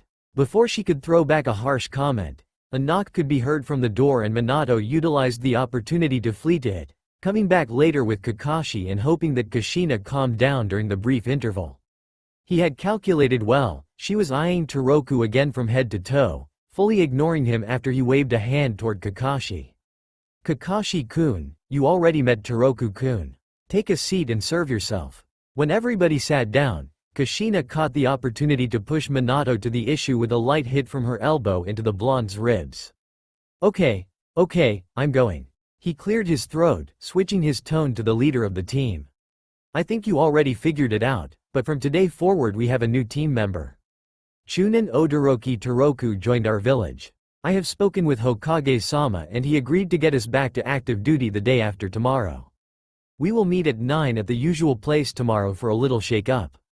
Toroku raised an eyebrow at the statement, but before he could ask anything Minato continued, I'll pick you up. And also, before any rumors start to rise, I would like to clear some things about our new teammate, if you agree, Toroku-kun. He nodded while shifting on the couch. Toroku-kun had only joined Konoha's shinobi forces a day ago, and before that he wasn't the part of the village. He lost his memories. Rin turned toward Toroku with a wondering look and eyed the teen from head to toe, making him shiver. You really don't remember a thing? He shook his head. Yes, that is the case. Kakashi narrowed his eyes, observing the blonde suspiciously and barked out toward him, earning an angry look from Minato. If you don't remember, you could be anyone. A murderer, for example, or a spy. Toroku raised an eyebrow, but something in his chest squeezed at those words. Kakashi, I think you aren't in a position to judge anything like that. Minato narrowed his eyes toward his silver-haired student, who was staring back at him stubbornly. After a minute of silent fighting, Kakashi moved his eyes toward Rin and just shrugged in his annoyance. Minato let out a long sigh and slowly shook his head at the reaction of his student. There is one more thing. Yesterday revealed that he has a relative here in Konoha. Rin narrowed her eyes, as did Kakashi as they now looked toward the two blondes sitting next to each other. And that is you. Kakashi stated without any hint of surprise, as he eyed the teen again more suspiciously, who in turn tried to tune out the disturbing tone of his voice, his previous behavior and the cold piercing eye. He was now annoyed. Calm down, don't hit him. Don't hit him. Well, actually, yes. It seems that we are brothers. Minato nervously scratched the back of his head and looked to the still silent Toroku with a smile. Anyway, I would like to ask you to help him while he settles down. Toroku rolled his eyes in annoyance. You know, I'm not a child. How old are you actually? Asked Kushina curiously, but she received only a blank look. I don't know, around 18. He made a shrug and looked back at Kushina. Well, then we have to choose a birthday for you, don't we? Toroku had tilted his head to the side in his surprise and smiled. Yes. Maybe. Then from now on it will be today. I already have something in mind. Toroku raised an eyebrow and looked at Minato, who just shrugged. Anyway, first I have this small bottle of fine sake, for celebration, and I think this is a good opportunity for that. One sip for the two brats and a normal portion for the three of us. Like the idea? Good. Then please, the cups. After the drink was portioned, Minato stood up to make a toast. To the new friends. And to the lost ones. The mood immediately tensed between the two young ninja, but they also raised their cups and drank it. Kushina slowly shook her head as the depression spread across the small trio. Minato, you're an idiot. You may be a genius, but you're still an idiot. Kakashi stared down to his lap after the pledge, buried in his thoughts. Emotions ran through his mind, but his only visible eye was cold as ice when the final one raised on his face. Anger. He isn't worth him. The one-eyed young boy muttered angrily, his eye focused on his cup on the desk while his hands rested on his knee. Minato narrowed his eyes and Kakashi clenched his hands into fists as he let his anger free. He isn't worth him. No one is worth him. Everybody tensed as the atmosphere became heavy around them. Enough. Minato barked out in a commanding voice. He was now again the leader of the team, as he switched the roles. No one could replace Obito. He is just an intruder, an outsider. He could be a spy, or an assassin who is after your life. Quote, Kakashi had risen from his seat unconsciously, his muscles tensed and his fists clutching painfully as the joints of his hand widened by the strain. He looked at the blonde with pure hatred in his eyes and stormed away from the room, leaving behind the others in an awkward silence and Toroku with shocked, wide eyes. Minato had let out a sigh as he started rubbing his forehead with closed eyes, the feeling of an oncoming headache rising within it. Finally, Rin broke the silence after a long, tensed minute. I apologize for his behavior. Please forgive him, Toroku-kun. We've had a hard time the last 3 weeks. Rin's voice was soft and sad as it died to whispering in the end. He just answered with a sad smile, as he didn't know what to say.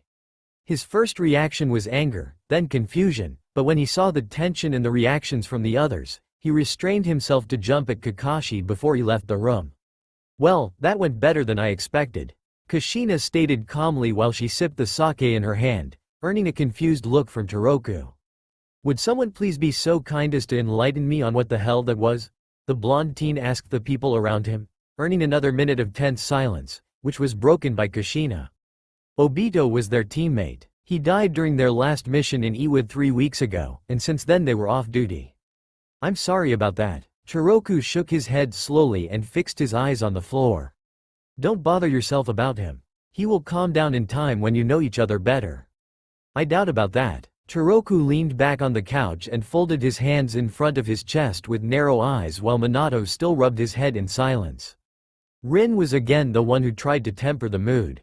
It will be okay. I promise. She sent a heartening smile toward the boy, who replied with a small doubting smile, but he felt the atmosphere of the room lighten. So, who's hungry? Kushina burst out loudly with absolute contrast of the past few minutes, earning grateful smiles from the group while they moved to the kitchen. The remaining time of the night passed in a much better mood, but the shadows of Kakashi's outburst was still hanging awkwardly above them. The night ended and Rin left the apartment, leaving the blondes and Kushina behind. When the redhead moved toward the kitchen to clean up the remains of their dinner, Minato turned toward Toroku at the doorstep. I'm really sorry about what happened. But please try to understand his feelings. Toroku shrugged before he answered with a calm tone. It's okay. I know that I still have a long way to go before I earn anyone's trust, including yours. He let the silence fall between them again. I'm prepared. Minato just nodded before Toroku left the apartment, watching him silently as he disappeared behind the door. The next morning was awkward. When they arrived at the training ground where Toroku was found, the remaining members of the team were already waiting for them. The blonde gratefully noted that the training ground was repaired, the large crater, which emitted the disgusting scent of his blood had disappeared, and only the lack of the green grass pointed that something had happened there before. Kakashi changed his tactics toward the young blonde. He was now just simply ignoring his presence, not even bothering to look in his direction, like he was simply invisible. And that was a bad tactic against him. When Toroku got up, he was determined to get along with Kakashi after the last night, But now his muscles tensed and he felt the anger spread across his chest, but he got over the temptation to punch the face of the arrogant, silver-haired shrimp. I hate being ignored, I can't stand this feeling. It would be much better if he just started to shout. Rin greeted him with a kind smile and a small wave of her hand as they reached the duo next to 3 thick poles. Before we start active duty, it would be essential for all of you to properly know each other's fighting style and to make a small team strategy accordingly. Kakashi turned his head spectacularly away from Toroku, earning an angry tension of muscles from the teen and a mimicked movement from him in response. Unfortunately, they weren't aware of Minato's rolling eyes and Rin's slowly shaking head. What we are going to do, Minato-sensei? Rin was again the first to speak. This caught Kakashi's attention and he finally slowly turned toward their leader, still aware to not even let the minimal sight of the blonde teen into the corner of his eyes. It will be very simple. Minato was now grinning. Catch me, you have until dinner time to do so. Then, with a puff of smoke, he disappeared, leaving whirling leaves and the 3 teens in the clearing. Rin turned toward the others with pleading eyes, finding herself between the 2 irritated boys back to back with each other. The girl slowly shook her head again and let out a sigh at the childish behavior. Please, for Kami's sake, put aside your differences, or we will be wiped out in a minute. We have to act like a team if we even want to find him. Toroku turned toward Rin and glanced at Kakashi's back with a snort, crossing his arms in front of his chest, and turning away again. Not until he acknowledges my presence. Rin let out an irritated sigh and turned toward Kakashi. Please. The young masked ninja narrowed his eyes, but nodded to the girl. We are going to split up. Rake over the area, and if someone finds him, alert the others with a small chakra signal. That would also inform Minato about our presence and he'll just Hiraiishin away. I got a better idea, stated Toroku calmly, earning a deadly look from Kakashi. I am the Jonin here, so I am the commander of this operation. Toroku just shrugged, but his eyes narrowed dangerously. Whatever. Arrogant brat. Rin shook her head and let out a hopeless sigh, but she hadn't the willpower to start convincing the young Jonin that Toroku was right. This will be a long day. The 3 shinobi disappeared from the clearing as they jumped toward the woods around the training ground to find the fastest ninja of Konoha, who was watching them from a safe distance on a tree branch with narrowed eyes. This isn't going to be good. After 2 hours of a desperate hide-and-seek game with small success, the trio gathered again in the middle of the field.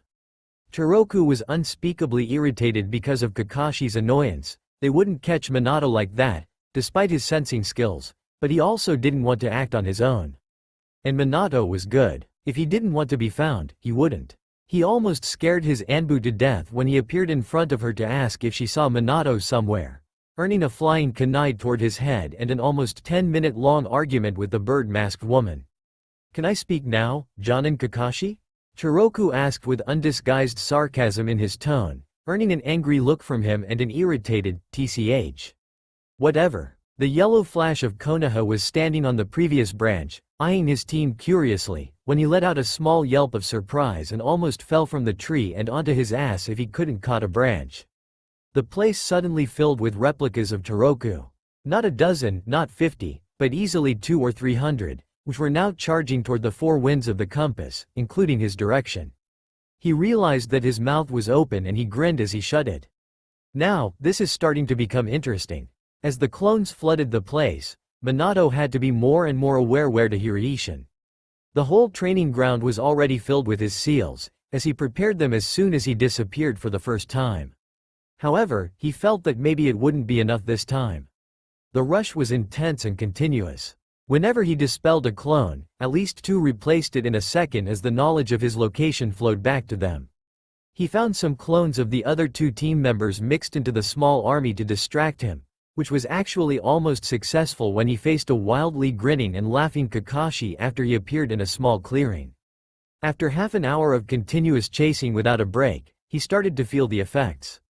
He had to admit, the tactic was good, and only with the sheer amount of clones could they tiptoed him continuously, leaving no time to recover. He sent a kunai toward a charging clone to dispel it, when 3 more appeared behind him to jump on his back. He easily deflected the attack with a roll to his left, where a 4th Toroku was already waiting for him, grinning. He used his Hiraiishin to appear in a small clearing away from the mass he left, when an odd and cold feeling caught his leg.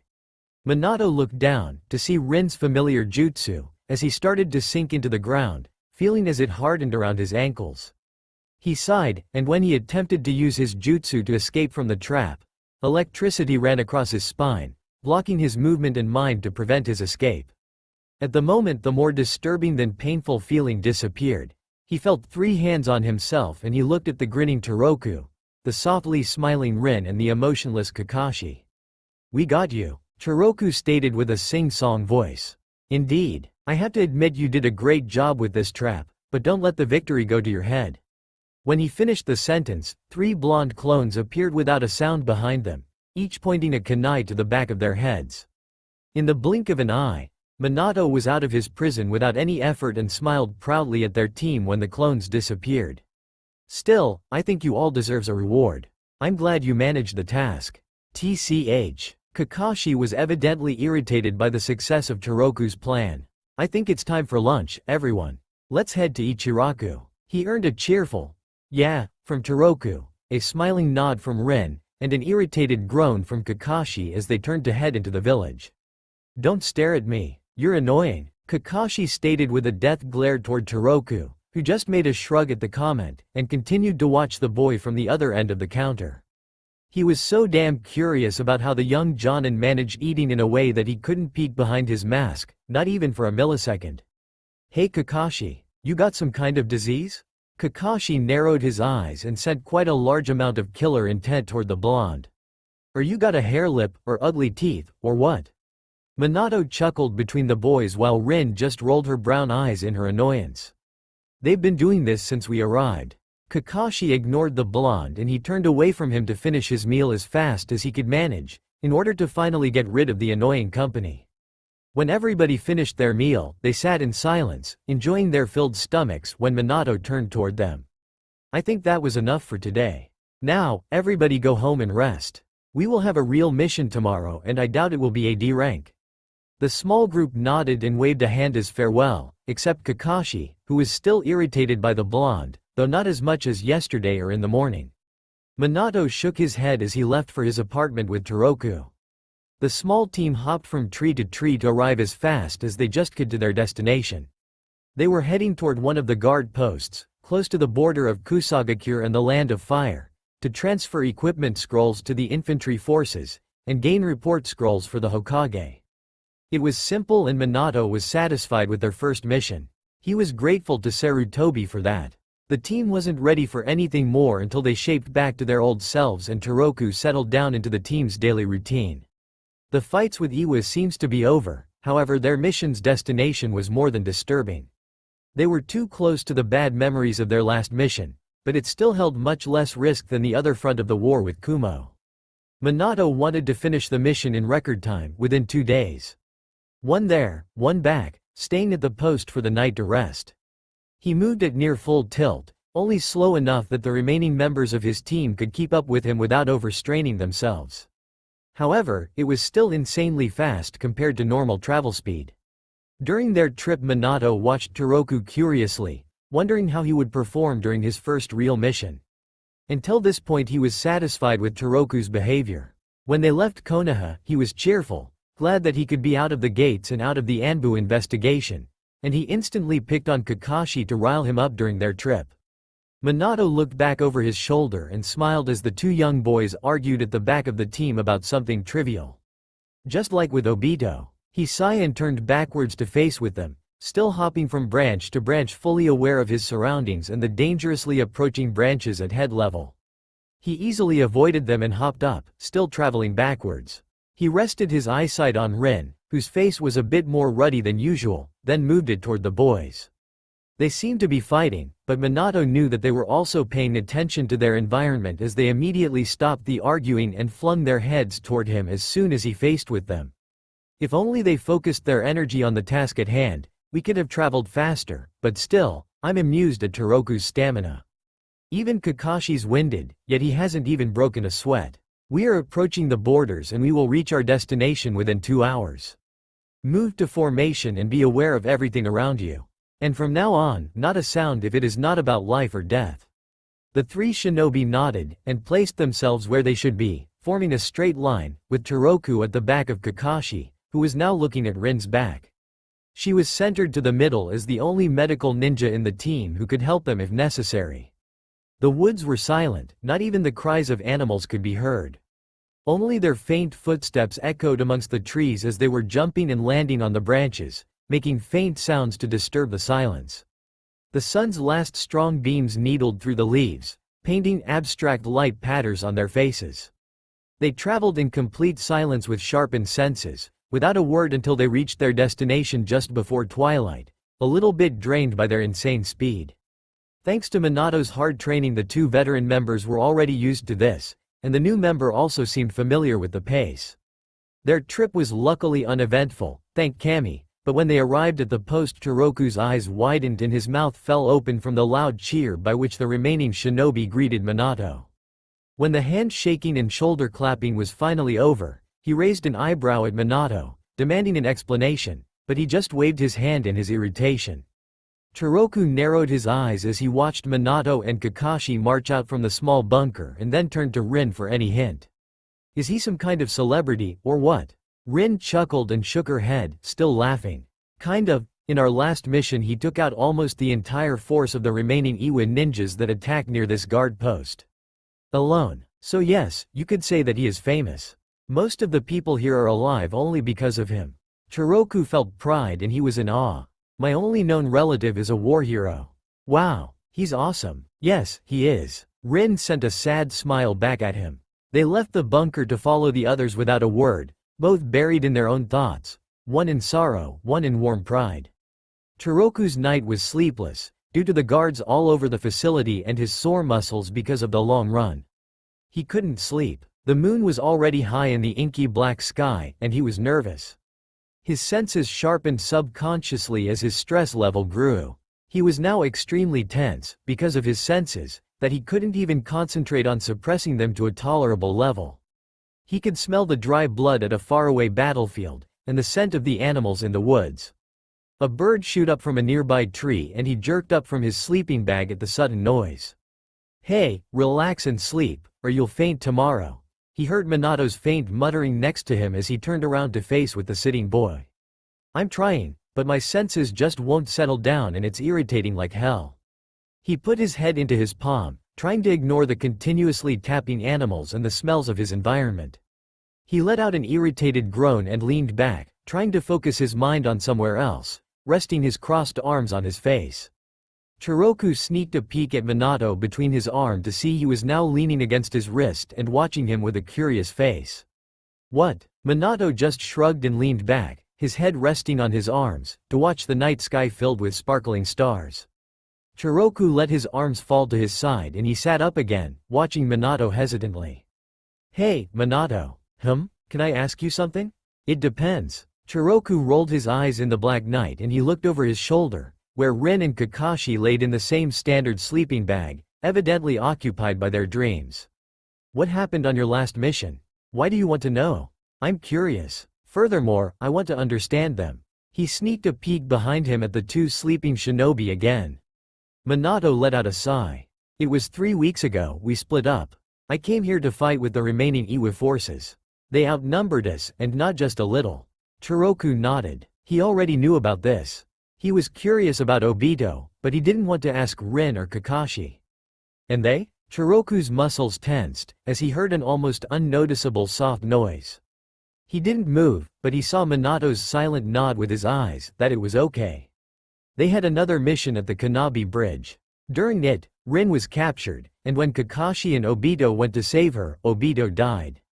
I arrived too late. Silence fell amongst them, until Minato continued. Obito was an Uchiha. He was able to active his dujutsu, and before he died he offered it to Kakashi, who lost his left eye during the rescue attempt. Kakashi blames himself for his death. You know, Obito was like you in some ways. I'm sure you would have gotten along well. He was loud and cheerful, sometimes clumsy, and he was always late. Minato smiled as he remembered the shrimp with the orange goggles. Kakashi is his absolute polar opposite. A silent, tempered little prodigy who worships the rules, or he was, until that time. Minato shook his head. Give him some time, please. Chiroku nodded and leaned back to settle down in his sleeping bag again. Somehow, knowing this was calming down his aching nerves, and he now at least had something on his mind to focus on. It took only 5 more minutes before he finally fell asleep. You should also sleep, Kakashi? The young boy flinched in the sleeping bag as he laid with his back pointing to his sensei, staring in front of him to the nothingness. One of his eyes had been flaring with faint ruby light into the darkness of the night, before it disappeared when he closed his eyes. That's all for now. If you enjoy, then please like, share and do comments.